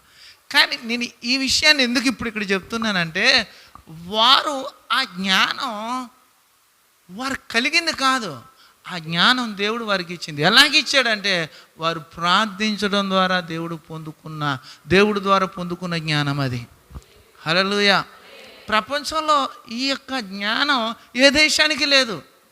ఆకాశంలోనే దాన్ని అంతమొందించే జ్ఞానం ఏ దేశంలో ప్రపంచంలో ఏమీ లేదు. ఇజ్రాయెల్ దేశం ఎంత ఉంటుందో తెలుసా? మన విశాఖపట్నం అంత ఉంటుంది. నేను వెళ్ళాను. ఇజ్రాయెల్ దేశం మన విశాఖపట్నం జిల్లా ఉంది కదా, ఎంత ఉందో అంత ఉంటుంది అంతే. ఎటు చూసినా అంతా కూడా 350 కిలోమీటర్ల పరిధే ఉంటుంది. ఎటు చూసినా అంత చిన్న దేశానికి ఇంత పవర్ ఎలాగొచ్చింది? అది కేవలం దేవుని బట్టి మాత్రం వచ్చింది. ఆయన నామమునకు మహిమ కలుగును గాక. గమనించగలగాలి. వారు పలుకుతున్నారట. ఎవరు? యాజకులు పలుకుతున్నారు, సేవకుడు పలుకుతున్నాడు. సేవకుడు మాట మీ మీద దీవెన పలికితే మనస్ఫూర్తిగా ఆమేనని చెప్పండి. హల్లెలూయా, హల్లెలూయా. ఒక వ్యక్తి నాతో అన్నాడు కదా, ఒక దైవజనుడు అన్నాడు నేనేమో సువార్త ప్రకటించడానికి, నాకు సువార్త ప్రకటించడం అంటే ఇష్టం. ఈదుల్లో అరుస్తూ ఉంటాను, పురవీధుల్లో అరుస్తూ ఉంటాను. యేసుక్రీస్తుని గురించి ప్రకటించడం అంటే నాకు చాలా ఇష్టం, నాకు ప్రాణం. అలా ప్రకటిస్తూ ఉన్నప్పుడు వెటకారంగా, వ్యంగ్యంగా ఒక వ్యక్తి ఏమన్నాడంటే, ఈయన బూదిగంతాలు సేవకుడు రా అన్నాడు. వెంటనే ఆ మాట మంచి మాట, ఆ మాట ఆశీర్వాదకరమైన మాట.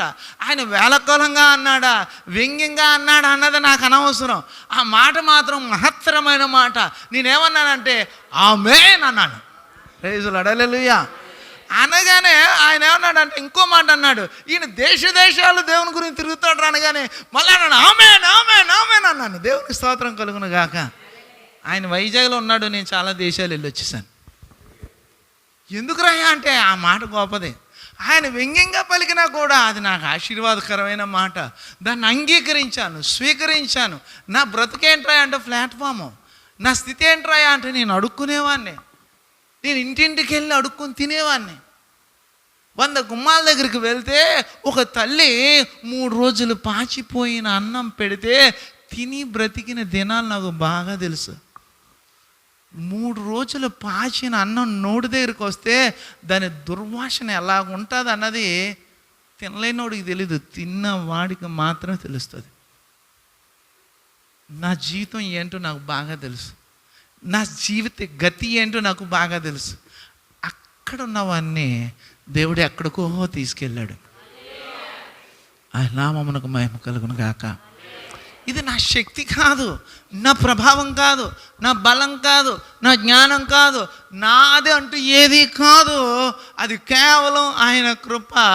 నా గురించి ప్రార్థించే మీలాంటి సహోదరులు, సహోదరులు, పరిశుద్ధులు ఎందరో ఉన్నారు. వారి ప్రార్థనా ఫలం ఈ స్థితికి కారణం, ఈ అనుభవానికి కారణం. వారు మాట్లాడిన యాజకుడు, సేవకుడు మాట్లాడిన మాట పలికారట. ఏమని రాయబడింది అక్కడ? యాజకులైన వారు, సేవకులైన వారు ఏమన్నారట? వారిని దీవించగా వారి మాటలు వినబడ్డాయి. ఆమేన్, హల్లెలూయా. ఆ మాటలు వినబడ్డాయట. వినబడిన మాటలకు వారు దీవించబడ్డారు. కానీ ఈ మాటలు వినబడిన ఆ మాటలు ఎక్కడికి వెళ్ళాయండి? వారు మరలా పలికిన మాటల గురించి యాజకులు, సేవకులు, పరిశుద్ధులైన వారు ప్రార్థించగా అవి పరమందున్న, ఆకాశమందున్న దేవుని దగ్గరకు చేరాయి అని రాయబడి ఉంది. ఆయన నామమునకు మహిమ కలుగును గాక. నీ గురించి పలికిన సేవకుడు ఆ పలుకు అక్కడ వదిలేసి ఉండడు నాన్న. ఆ పలికిన మాట కొరకు రహస్యంగా దేవుని ఎదుట కన్నీరు కాచి ఆ దీవెన, ఆ సహాయక ఆశీర్వాదం నీ మీదకు రావాలని అంగలారుస్తాడు. ఆయన దగ్గర చేరే వరకు కూడా విడనాడడు. అందుకే దేవుని వాక్యం చెప్తా ఉంది. ఏమని చెప్తా ఉంది అంటే, వారు మాటలు పలకగా వినబడ్డాయి. వారు విన్నారు. విన్న తర్వాత ఏం జరిగిందో తెలుసా అండి? వారు కారుకులు వేస్తున్నట్ట రాసులు ఉన్నాయట. ఒకసారి చూద్దామా అదే అధ్యాయంలో చూడండి. పరిశుద్ధ గ్రంథంలో దినవృత్తాంతాల గ్రంథం, 2వ దినవృత్తాంతాల గ్రంథం 31వ అధ్యాయం, 31వ అధ్యాయం 10వ వచనం చదువురా. యెహోవా మందిరములోనికి జనులను కానుకలను తెచ్చుట మొదలు పెట్టినప్పుడు నుండి మేము సమృద్ధిగా భోజనము చేయించు చాలా మిగులుచున్నది. యెహోవా తన జనులను ఆశీర్వదించినందున ఇంత గొప్ప రాశి మిగిలిందని రాజుతో అనగా ఆ హిజ్కియా రాజు యెహోవా మందిరములో కొట్లను సిద్ధపరచడని ఆజ్ఞ ఇచ్చాడు. ఆయన నామమునకు మహిమ కలుగును గాక. చూడండి, యాజకులు అనబడేవారు, సేవకులు అనబడేవారు మాటలు పలికారు. వినాలి. మాటలు పలికారు, మాటలు వినబడ్డాయి. వారు ఆమేన్ అన్నారు. ఆమేన్ అన్న తర్వాత వీరు ప్రార్థన చేశారు. ఆ ప్రార్థన మహిమ రాజ్యపు మందిరములోని కనబడే ఆ పరిశుద్ధ పరలోకమునకు చేర్చబడిన తర్వాత ఇశ్రాయేలు ప్రజలందరూ దీవించబడ్డారట. వారు పేరున కానుకలు తెచ్చినప్పుడు యాజకుడు దీవించబడ్డం మాత్రమే కాదు, కానీ ఆ సేవార్థమైనటువంటి కానుకలట రాసులు, గొప్ప రాసులుగా మిగిలిపోయాయని రాయబడి ఉంది. అంత మిగిలిపోయినట్లుగా రాసులుగా విడవబడినటువంటి కొట్లు కట్టడానికి వీలైనంతటువంటి సమృద్ధి ఎక్కడి నుంచి వచ్చిందిరా అంటే అంతగా జనుల్ని దేవుడు దీవించేశాడు. ఎవరిని బట్టిరా అంటే పలికిన మాట తర్వాత ప్రార్థించిన ప్రార్థన. ఆయన నామమునకు మహిమ కలుగును గాక. ఇదేనా మీరు గమనించండి నాన్న, మీ ప్రార్థన మీ కుటుంబానికి గొప్ప రాశి తీసుకొస్తుంది. కొంచెం గట్టిగా ఆమె చెప్పొచ్చురా. హల్లెలూయా. మీ ప్రార్థన మీ ఇంటికి గొప్ప రాశి తీసుకొని వస్తుంది, గొప్ప శక్తిని తీసుకొని వస్తుంది. ఆమెన్. హల్లెలూయా. 1:00 పర్వాలేదా? దేవుడి నామమునకు మహిమ కలుగును గాక. హల్లెలూయా. ఇంకో దగ్గర అంటాడు కదా, ఇంకో మాట కూడా మీకు చూపించాలని ఆశపడుతున్నాను. చూడండి, దేవుడు పరిశుద్ధ గ్రంథంలో ఒక ముగ్గురు గురించి మాట్లాడుతూ అంటాడు కదా. 99వ కీర్తన 6వ వచనం చదవండి ఒకసారి. ఆయన యాజకులలో మోషే అహరోనులు ఉండిరి. ఆయన నామమును బట్టి ప్రార్థన చేయవారిలో సమూయేలు ఉండెను. వారు యెహోవాకు మొరపెట్టగా ఆయన వారికి ఉత్తరము ఇచ్చెను. ఇక్కడ మనం బాగా మరొకసారి అందరూ చదవండి ఆ మాట. అందరూ చదవండి. ఆయన యాజకులలో మోషే అహరోనులు ఉండరి, సమూయేలు ఉండెను.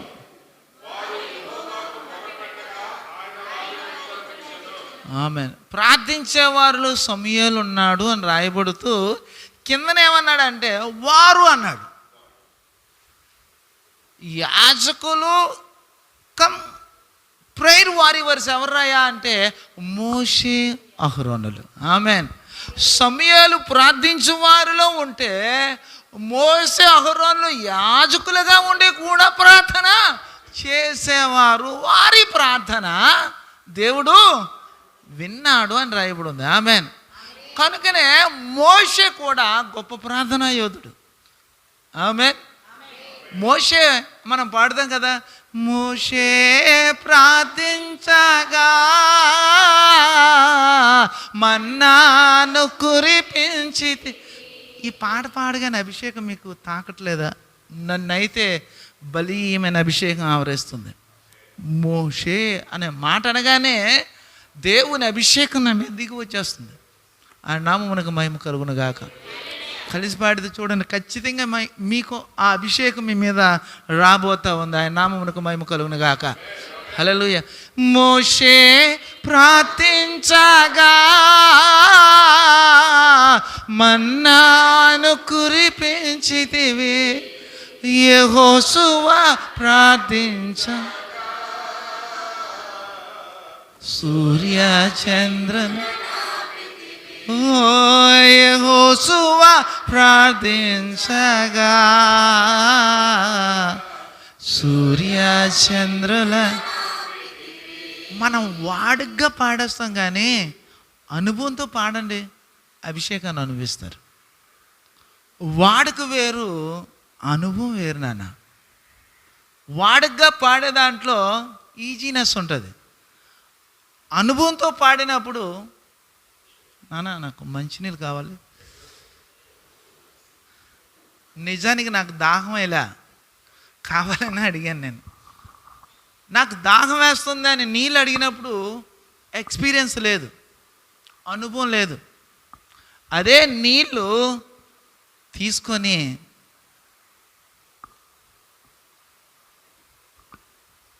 తాగాను, గొంతు దగ్గర లేదు, గొంతు దగ్గర నుంచి దిగింది, గుండెల దగ్గరకు వచ్చింది, గుండెలకు తాకింది, ఆ పేగులోంచి లోపలికి వచ్చింది, కడుపులోకి దిగింది. ఇది నా అనుభవం. తాగితే మీకు కూడా అనుభవం వస్తుంది. ఆమేన్, హల్లెలూయా. తాగితే ఖచ్చితంగా అనుభవం మనకు వస్తుందండి. అలాగే వాడుకగా పాడడం వేరు, అనుభవంతో పాడడం వేరు. అనుభవంతో పాడితే ఏమవుతుందో తెలుసా? నీ మీదకి అభిషేకం దిగి వస్తుంది. ఆ పాట మనిషిది కాదు, ఆ పాట ఒక వ్యక్తి కాదు, ఆ పాటలో ఇంకోటి ఏమీ లేదు. ఆ పాటలో దేవుని కార్యం ఉంది, దేవుని శక్తి ఉంది, దేవుని ప్రభావం ఉంది. ఆ ప్రభావం అనుభవిస్తే అభిషేకం నీకు రాకుండా ఎలాగొస్తుంది? ఎలాగుంటుంది చెప్పండి? ఆయన నామమునకు మహిమ కలుగును గాక. అందుకే మోషే అహరోనులు యాజకులుగా ఉండి సమూయేలుతో కలిసి ప్రార్థించేవారు సమూహంలో చేర్చబడ్డారు. వారు ప్రార్థన చేస్తే ఏమైందట? దేవుడు ఉత్తరం ఇచ్చాడని రాయబడి ఉంది. ఆమేన్, హల్లెలూయా. అందుకే మోషే గురించి దేవుడు ఏమన్నాడు తెలుసా? మోషే గొప్పవాడయ్యాడట. ఒకసారి చదువుదామా. నిర్గమాకాండ గ్రంథం 11వ అధ్యాయం.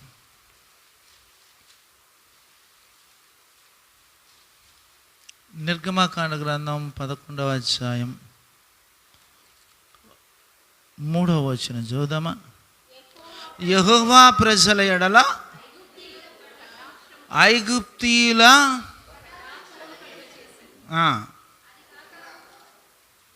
చదవాలి. అది కాక ఐగుప్తు దేశములో మోషే అనే మనుష్యుడు ఫరో సేవకుల దృష్టికిని ప్రజలందరి దృష్టికిని మిక్కిలి గొప్పవాడు అయ్యాడు. ఆమేన్, హల్లెలూయా, హల్లెలూయా. మళ్ళీ ఒకసారి చదవండి. మోషే అనే మనుష్యుడు, చదవాలి అందరూ. మోషే అనే మనుష్యుడు ఫరో సేవకుల దృష్టికిని ప్రజల దృష్టికిని మిక్కిలి గొప్పవాడయ్యాడు. ఆమేన్. ఇప్పుడు మోషే అనే వ్యక్తిని అనే పక్కన పెట్టి నీ పేరు పెట్టుకొని చదువు మళ్ళా.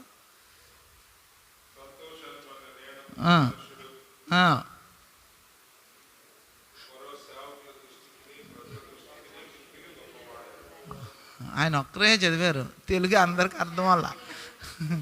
దేవుడు మిమ్మల్ని దీవించిన గాక. ఆమేన్. అందరూ చదువుదాం, మీ పేరు పెట్టి చదవండి అలాగా.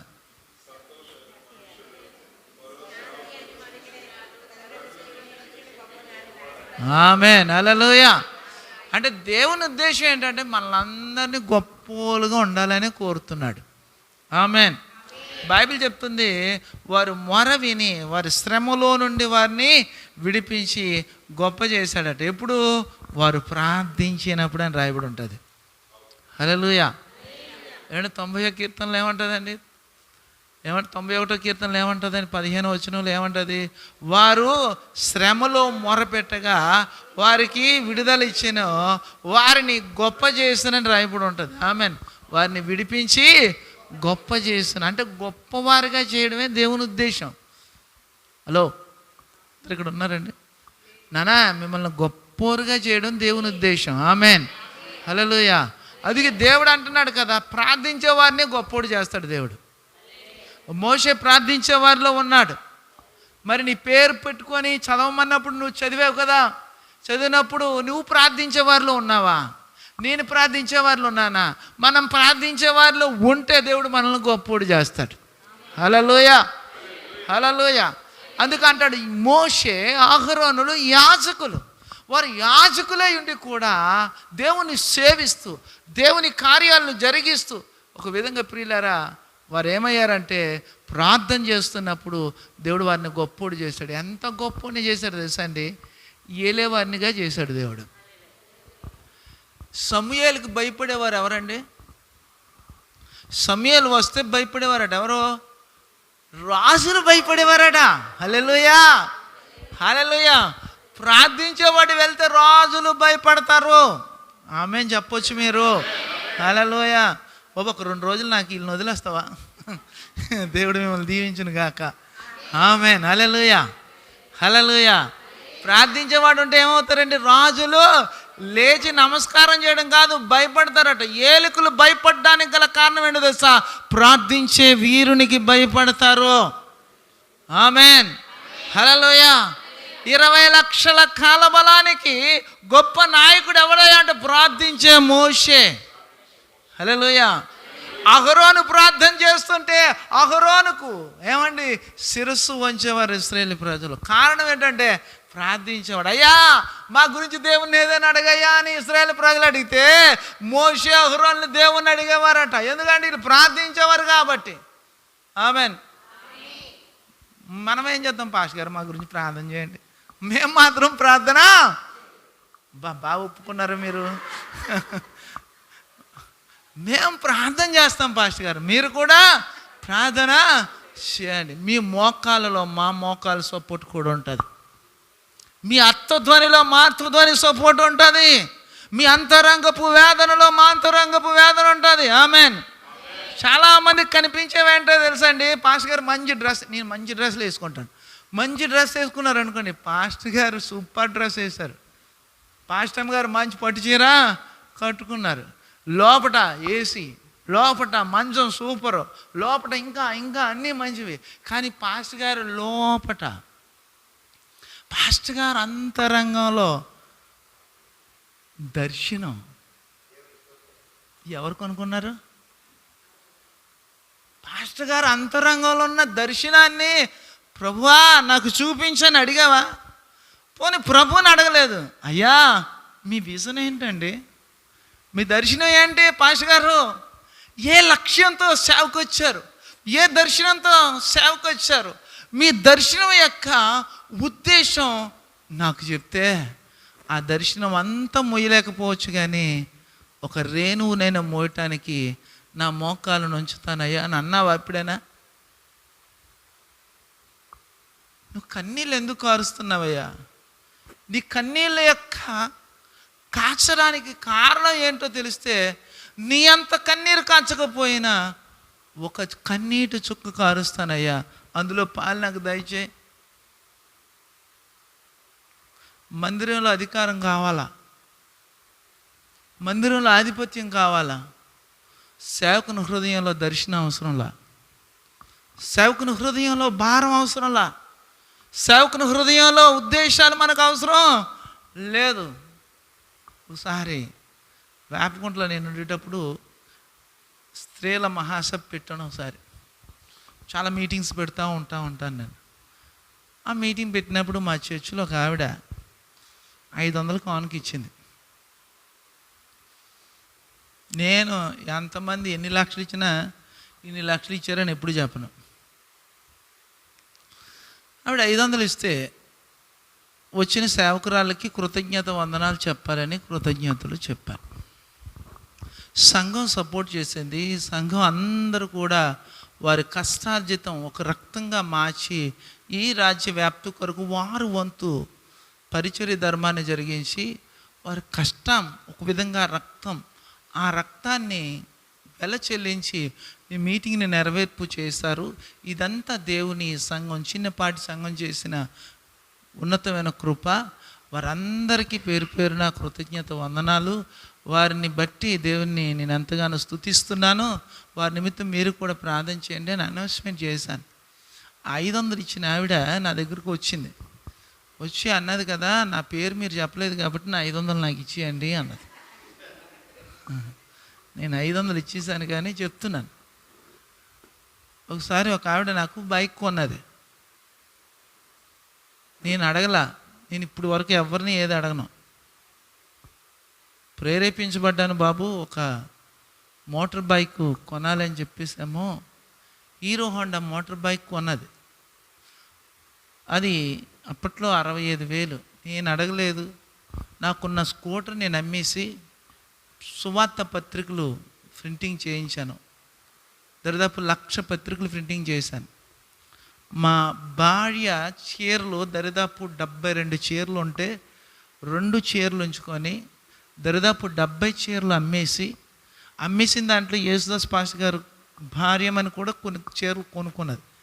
ఆ డబ్బులు ఈ డబ్బులు కలిపి మేమేం చేసామంటే సువార్త పత్రికలు తయారు చేసి సువార్త మొత్తం ప్రకటించేసాం.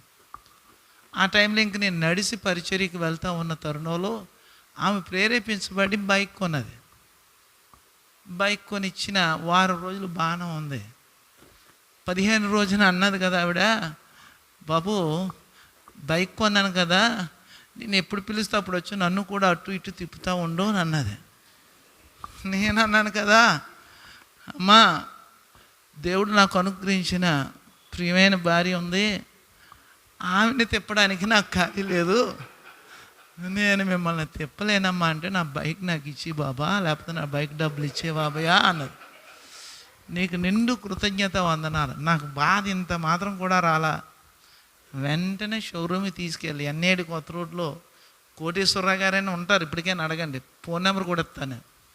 ఆయనకి వెంటనే ఇచ్చేసి అది కొన్నప్పుడు ఇచ్చిన వాల్యూ అమ్మినప్పుడు ఎవరో సో ఇంకొక 10,000 రూపాయలు లాస్ అయితే ఆ 10,000 రూపాయలు కలిపేసి ఇచ్చేసి, అమ్మ ఈ అనుభవం నేర్పినందుకు నీకు కృతజ్ఞత వందనాలు అని చెప్పి ఆవిడికి దరిదాపు ప్రియులారా ఒక 5,000 రూపాయలు ఒక బహుమానాన్ని కొని ఇచ్చి ప్రార్థన చేయించుకొని వచ్చేసాను. నేను నాకు కీడు చేసిందనో, నన్ను ద్వేషించిందనో, అలా చేసింది ఎలా చేసిందని మనసులో కానీ హృదయంలో కానీ తలంపులో కానీ నాకు రాలా.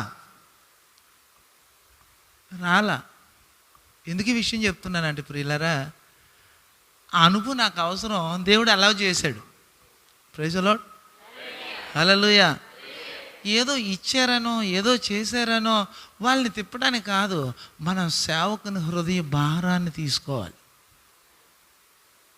కొందరు ఇస్తారు ఏదో చేయడానికి, కొందరు చేయమంటారు ఏదో చేయడానికి. అండి ఒక 3 పిల్లల తల్లి, పెండ్లీళ్ళకు వచ్చినటువంటి బిడ్డలు ఉన్నారు. నేను ఇందిరాని ఫంక్షన్ హాల్లో మీటింగ్ పెట్టాను. పిండి కొరకు సిద్ధం చేయబడిన డబ్బులు తీసుకొచ్చి మీటింగ్కి ఇచ్చింది. 1,50,000 రూపాయలు ఇచ్చింది.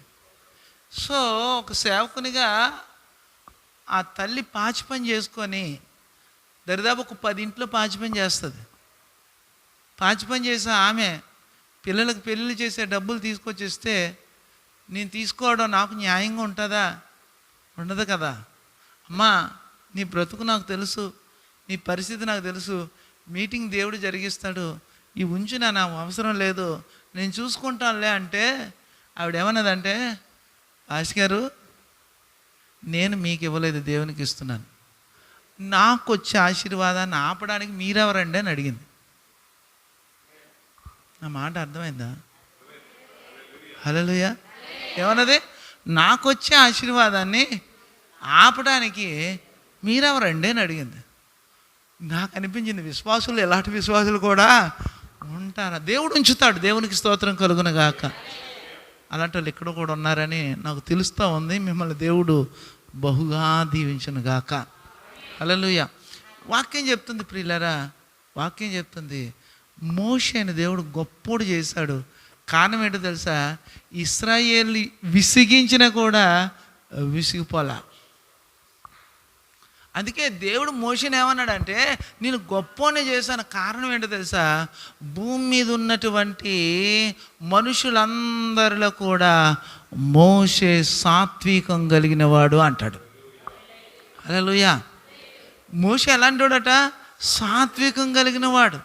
భూమి మీద ఉన్న మనుషులందరిలో సాత్వికం కలిగిన వాడు ఎవడా అంటే ప్రార్థించేవాడు. హలో, మీకు అర్థమైతే అర్థమైనంత. హల్లెలూయా. సాత్వికుడు ఎవడరా అంటే ప్రార్థించేవాడే. ఉమ్మేసినా ప్రార్థిస్తాడు, కొట్టినా ప్రార్థిస్తాడు, హింసించినా ప్రార్థిస్తాడు. హింసించేవారు కొరకు మీరు ప్రార్థన చేయండి అని వాక్యం మనం చదువుతాం. నిజంగా హింసిస్తే ప్రార్థన చేస్తామా? ఉన్నట్టుండి పాస్టర్ గారు గట్టిగా అన్నారనుకో, ఈ చర్చి కాకపోతే చిన్న ముసుడు వాళ్ళలో ఇంకో 10 చర్చిలు ఉన్నాయండి, అంటాం కదా. కానీ నిజంగా నా మేలు కొరకు అని ఎవరన్నారండి? ఒక పాస్టర్ గారు నన్ను బాగా ద్వేషించారు. ద్వేషించి నేను ఆ పాస్టర్ గారికి చాలా మేలు చేశాను. నేను ఇప్పటికీ నాకు 60 గజాల ప్లేస్ లేదు. దరిదాపు 26 మంది సేవకులకు ప్లేసులు కొని నేను ఇచ్చా. ఈ రోజుకి నాకేమీ లేదని చింత లేదు, బాధ లేదు. ఒక దైవజనుడికి అలా నేను చేసిన తర్వాత ఆయన నన్ను చాలా భయంకరంగా మాట్లాడారు. చాలా భయంకరంగా మాట్లాడితే నేను వెళ్ళి ఆయన కాళ్ళు కడిగి ఆయనకు ప్రార్థన చేసి దేవుడు నిన్ను దీవించునుగాక అని చెప్పేసి వచ్చాను.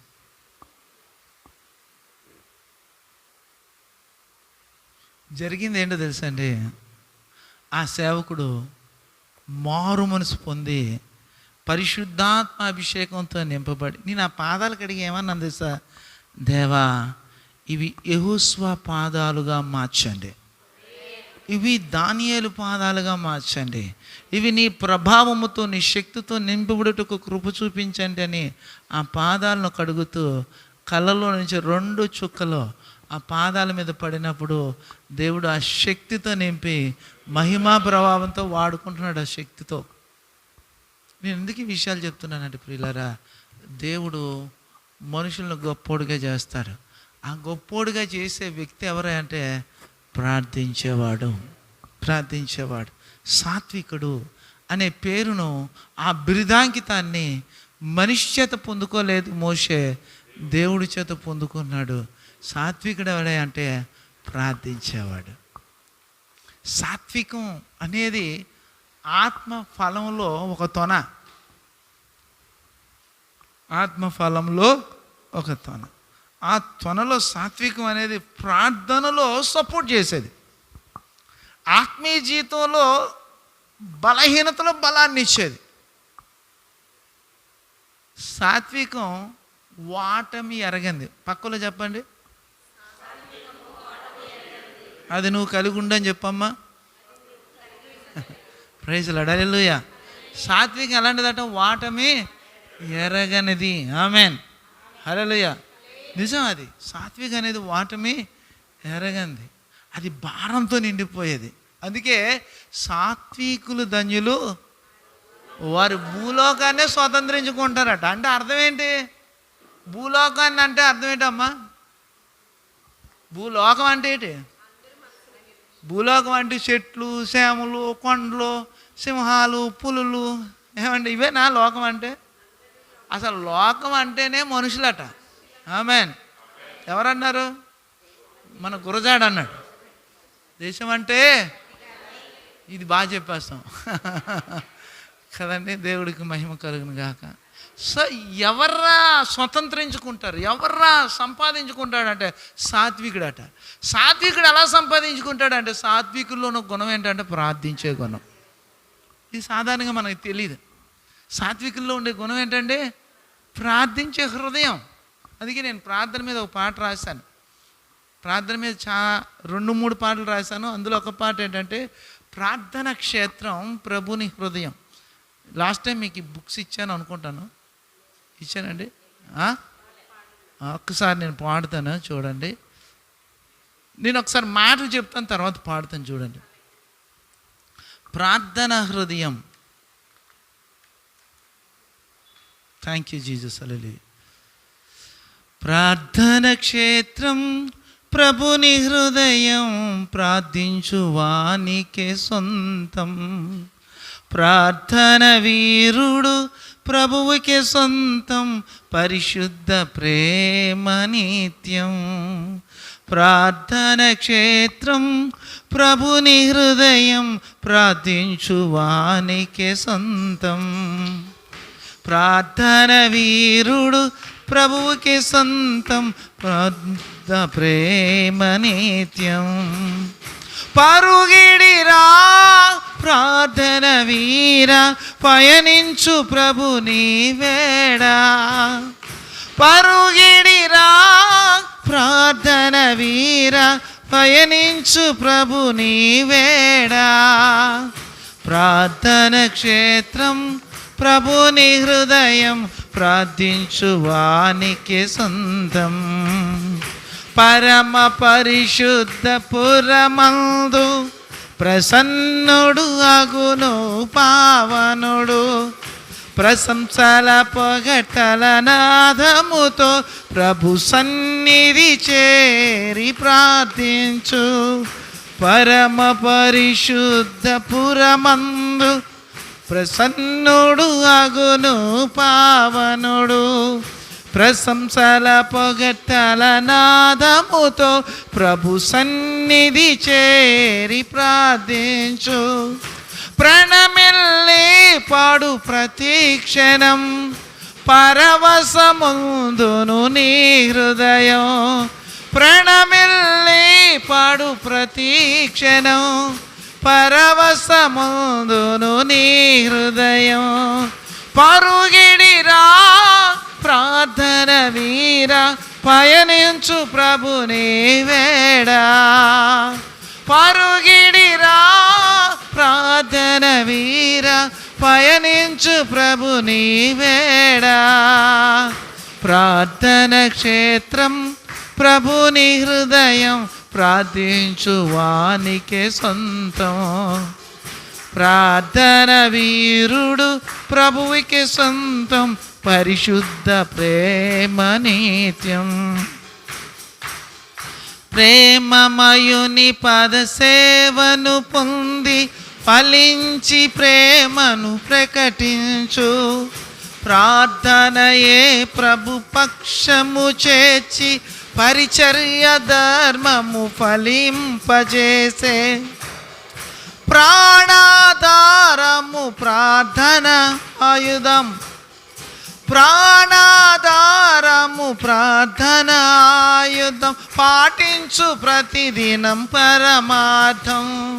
పరుగిడిరా ప్రార్థన వీర పయనించు ప్రభుని వేడా. ప్రార్థన యోధులు దైవ సూరులు పరమా విజయపు సారథులు. ప్రార్థన ప్రాకారపు జ్వాలలు వీరు ప్రియ దేవునికి సేవకులు. ప్రార్థన యోధులు దైవ సూరులు పరమా విజయపు సారథులు. ప్రార్థన ప్రాకారపు జ్వాలలు వీరు ప్రియ దేవునికి సేవకులు. ప్రార్థన తోటయే కావలి కోట. పరిశుద్ధాగ్నియే ప్రార్థించు నోట.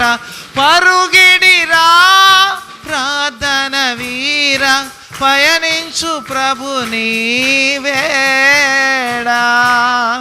హల్లెలూయా. అందులో నాకు నచ్చిన మాట ఏంటంటే ప్రార్థన యోధులు దైవ సూరులు పరమా విజయపు సారథులు. అర్థమైందండి మాట. ప్రార్థించే యోధులట లోకసూరులు కాదట, దైవసూరుడు. ఆయన నామమునకు మహిమ కలుగునుగా. హల్లెలూయా. భూమి మీద దైవసూరులు ఎవర్రా అంటే నిజదేవుని నమ్మిన బిడ్డలు, క్రీస్తుని ఎరిగిన కుమార్తెలు కుమారులండి.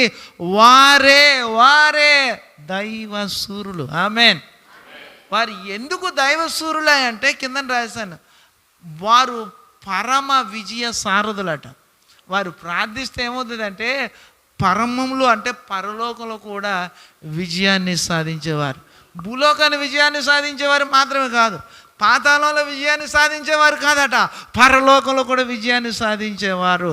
అందుకే దేవుడు ఏమన్నాడంటే మోషేను, అరే బాబు నువ్వు పరో సేవకుల దృష్టికి మాత్రమే కాదు ప్రజలందరి దృష్టికి కూడా నువ్వు గొప్పవాడవు. ఆమేన్. ఈరోజు సినముసుడి వాడ జనాల దృష్టికే కాదు, సినముసుల వాడలో ఉన్న సేవకుల దృష్టికే కాదు, ఏమంటే విశాఖ మహానగరంలో ఉన్న ప్రజల దృష్టికే కాదు, ఈ దేశంలో ఉన్న వారందరి దృష్టికి తల్లులారా మీరు గొప్పవారు అవుదురుగాక, తండ్రులారా మీరు గొప్పవారు అవుదురుగాక, సహోదరులారా మీరు గొప్పవారు అవుదురుగాక. ఎందుకు ఎప్పుడు ఎలా అవుతామా అంటే ప్రియులారా, సాత్వికం అనబడే గుణం ఒక ప్రార్థనా గుణం. ప్రార్థించేవాడిలో వాడు సహిస్తాడు, భరిస్తాడు. బలహీనతలో కూడా భారంతో ప్రార్థిస్తాడు. ఏమండి, మరణం ఒకవైపు పిలుస్తుంటేనట ప్రార్థించేవాడు ఏమంటాడంటే, మరణమా నీ పని నువ్వు చేసుకుందువుగాక. ప్రార్థించేవాడు ఏమంటాడంటే, నా దేవుడు మహిమపరచబడునుగాక అంటాడట. హల్లెలూయా. ఒకసారి స్టిఫెన్ ఏమో ఏమంటే రాళ్ళతో కొడుతుంటే మరణం ఒకవైపు ఆయన పిలుస్తుంటుంటే దేవుణ్ణి చూస్తూ ఉన్నప్పుడు దేవునితో మాట్లాడుతూ ఉంటున్నాడు. అయ్యా, నీ ఉద్దేశం ఈ ప్రజల్లో నెరవేరిపోవునుగాక అనే దృష్టితో చూస్తున్నప్పుడు ప్రజలకి ఈయన ఎలా కనబడ్డాడట? సావు మరణపు జీవన గమనం స్టిఫెన్లో కనపడలేదు. ఏం కనపడుతుందంటే దేవదూత ముఖం కనబడుతుందట. అర్థం ఏంటంటే ఆ హృదయం వారి ముఖాలకు కనబడుతూ ఉంది. ప్రార్థించేవాడు సావడం, సచ్చినదాన్ని కూడా బతికిస్తాడు. హల్లెలూయా. ప్రార్థించేవాడు మృతులను కూడా సజీవులనుగా చేటుకు సమర్థత కలిగిన వాడు. కనుక ఈ ప్రత్యేక మధ్యాహ్న వేళ సమయంలో మోషే అహరోనుల గురించి మాట్లాడుతున్నాడు. ప్రార్థించే సమయాలతో వారు ప్రార్థించేవారుగా ఉన్నారు అని చెప్తాడు. అలా ప్రార్థించే వారి సమూహంలో ఉన్న ఈ మోషే అహరోనులు ప్రియులారా ఎంతో గొప్పవారయ్యారు. ఆయన అంటాడు కదా, యేసుక్రీస్తు ప్రభుల వారు ప్రత్యక్షమై ఏండి ఆ ఉన్నతమైన రూపాంతరపు కొండ దగ్గరికి నేను వెళ్ళా. ఆ రూపాంతరపు కొండ దగ్గరికి వెళ్ళినప్పుడు అక్కడ దేవుడు రూపాంతరం చెందుతున్నప్పుడు ఆయన అంటాడు కదా, ఏమంటాడు? మోషేకు ఒకటి, ఎవరెవరికి గుడారు కట్టమన్నాడు? మోషేకి, ఏలియాకి, మీకొకటి నేను గుడారాన్ని కడతానయ్యా అంటారు. ఇక్కడే ఉందాము అంటాడు. అంటే ప్రార్థించేవారు సమూహంలో ఎవరున్నారు? మోషే ఉన్నాడు, ఏలియా ప్రార్థించేవారు సమూహంలో ఉన్నారు. ఇప్పుడు నీవు నేను కూడా ఉండాలి. ఆ కొండ అనుభవంలోకి వెళ్ళాలి. నేను దేవుని నమ్ముకున్న కొత్తలో ఏమండి,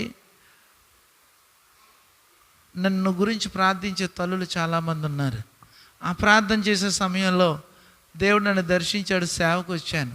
సేవకు అభిషేకించబడినప్పుడు సేవ చేసే ఆ తొలినాటి దినాల్లో నేను చందనార్లో మీటింగ్ పెట్టినప్పుడు మన చర్చి నుంచి కొంతమంది వచ్చారు.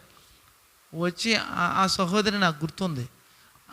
అప్పుడు వారేమో ఒక కొరియోగ్రాఫ్ వేశారు. మీకు గుర్తుందమ్మా? వేశారు. సో నేను చంద్రనగర్లో పరిచయం చేసినప్పుడు తమ్ముడు వచ్చారు, మీరు డాడీ వచ్చారు. అక్కడ కొరియోగ్రాఫ్ వేశారు. ఆ కొరియోగ్రాఫ్ వేసిన తర్వాత వాక్యం పాల్ గారు ప్రకటించారు, ఎంఏ పాల్ గారు. దేవుడు అక్కడ సంఘాన్ని స్థాపించాడు. అప్పుడు నాకంటూ సంఘం గురించిన అనుభవం ఏమీ లేదు. నాకు తెలిసింది ఏంటంటే సువార్త బలంగా ప్రకటించడం. నాకు తెలిసింది ఏంటంటే దేవుని రాజ్యం విస్తరించబడడం. నా భారం ఏంటంటే దేవుని రాజ్యం విస్తరించబడాలి అని ఆకాంక్ష. ఆ దినాల్లో ఒక తల్లి నాతో చెప్పింది, దరిదాపు ఈరోజు సాక్ష్యం పంచుకుంది కదా, ఆ తల్లి వయసు కన్నా మించిందే, ఒక 80 ఏళ్ళు పైచిలుకు ఉంటాయి. నన్ను పిలిచింది, మోకాలు ఏమంది, వేశాను. వేసిన తర్వాత ఆమె నాతో చెప్పింది, కుమారుడా అన్నది. నాకు చాలా ఆనందం అనిపించింది. ఎందుకంటే చిన్నప్పుడే నాకు అమ్మ చనిపోయింది.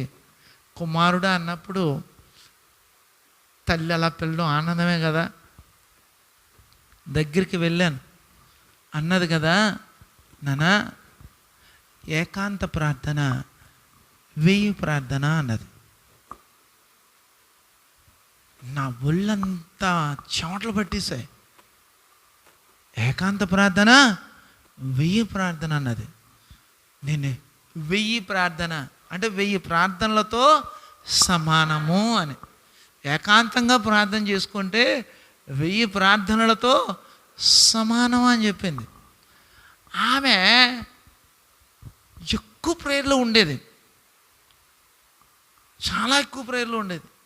దినానికి తక్కువ ఒక 15 గంటల ప్రార్థనలో ఉండేది ఆమె. ఆమె చెప్పింది, ఆ అనుభవం ఆవిడకి తెలిసింది కాబట్టే చెప్పగలిగింది. నానా ఏకాంత ప్రార్థన 1000 ప్రార్థన అన్నది. నాకు చాలా అద్భుతమైన అభిషేకంతో నింపబడతా ఉన్నాను. దగ్గరికి తీసుకుంది, గుండ్ల మీద తీసుకొని చెవులే చెప్పింది, మంద ప్రార్థన మంచి ప్రార్థన అని చెప్పింది. మంద ప్రార్థన అంటే సంఘ ప్రార్థన, మంద ప్రార్థన మంచి ప్రార్థన అని చెప్పింది. ఇంకా అభిషేకం నింపబడిపోతా ఉన్నాను. అప్పుడు నా తలని తన గుండెల మధ్యలో పెట్టి తల మీద ఊది చెవుల దగ్గరకు వచ్చి చెప్తా ఉంది, కొండ ప్రార్థన 1,000,000 ప్రార్థన అని చెప్పింది.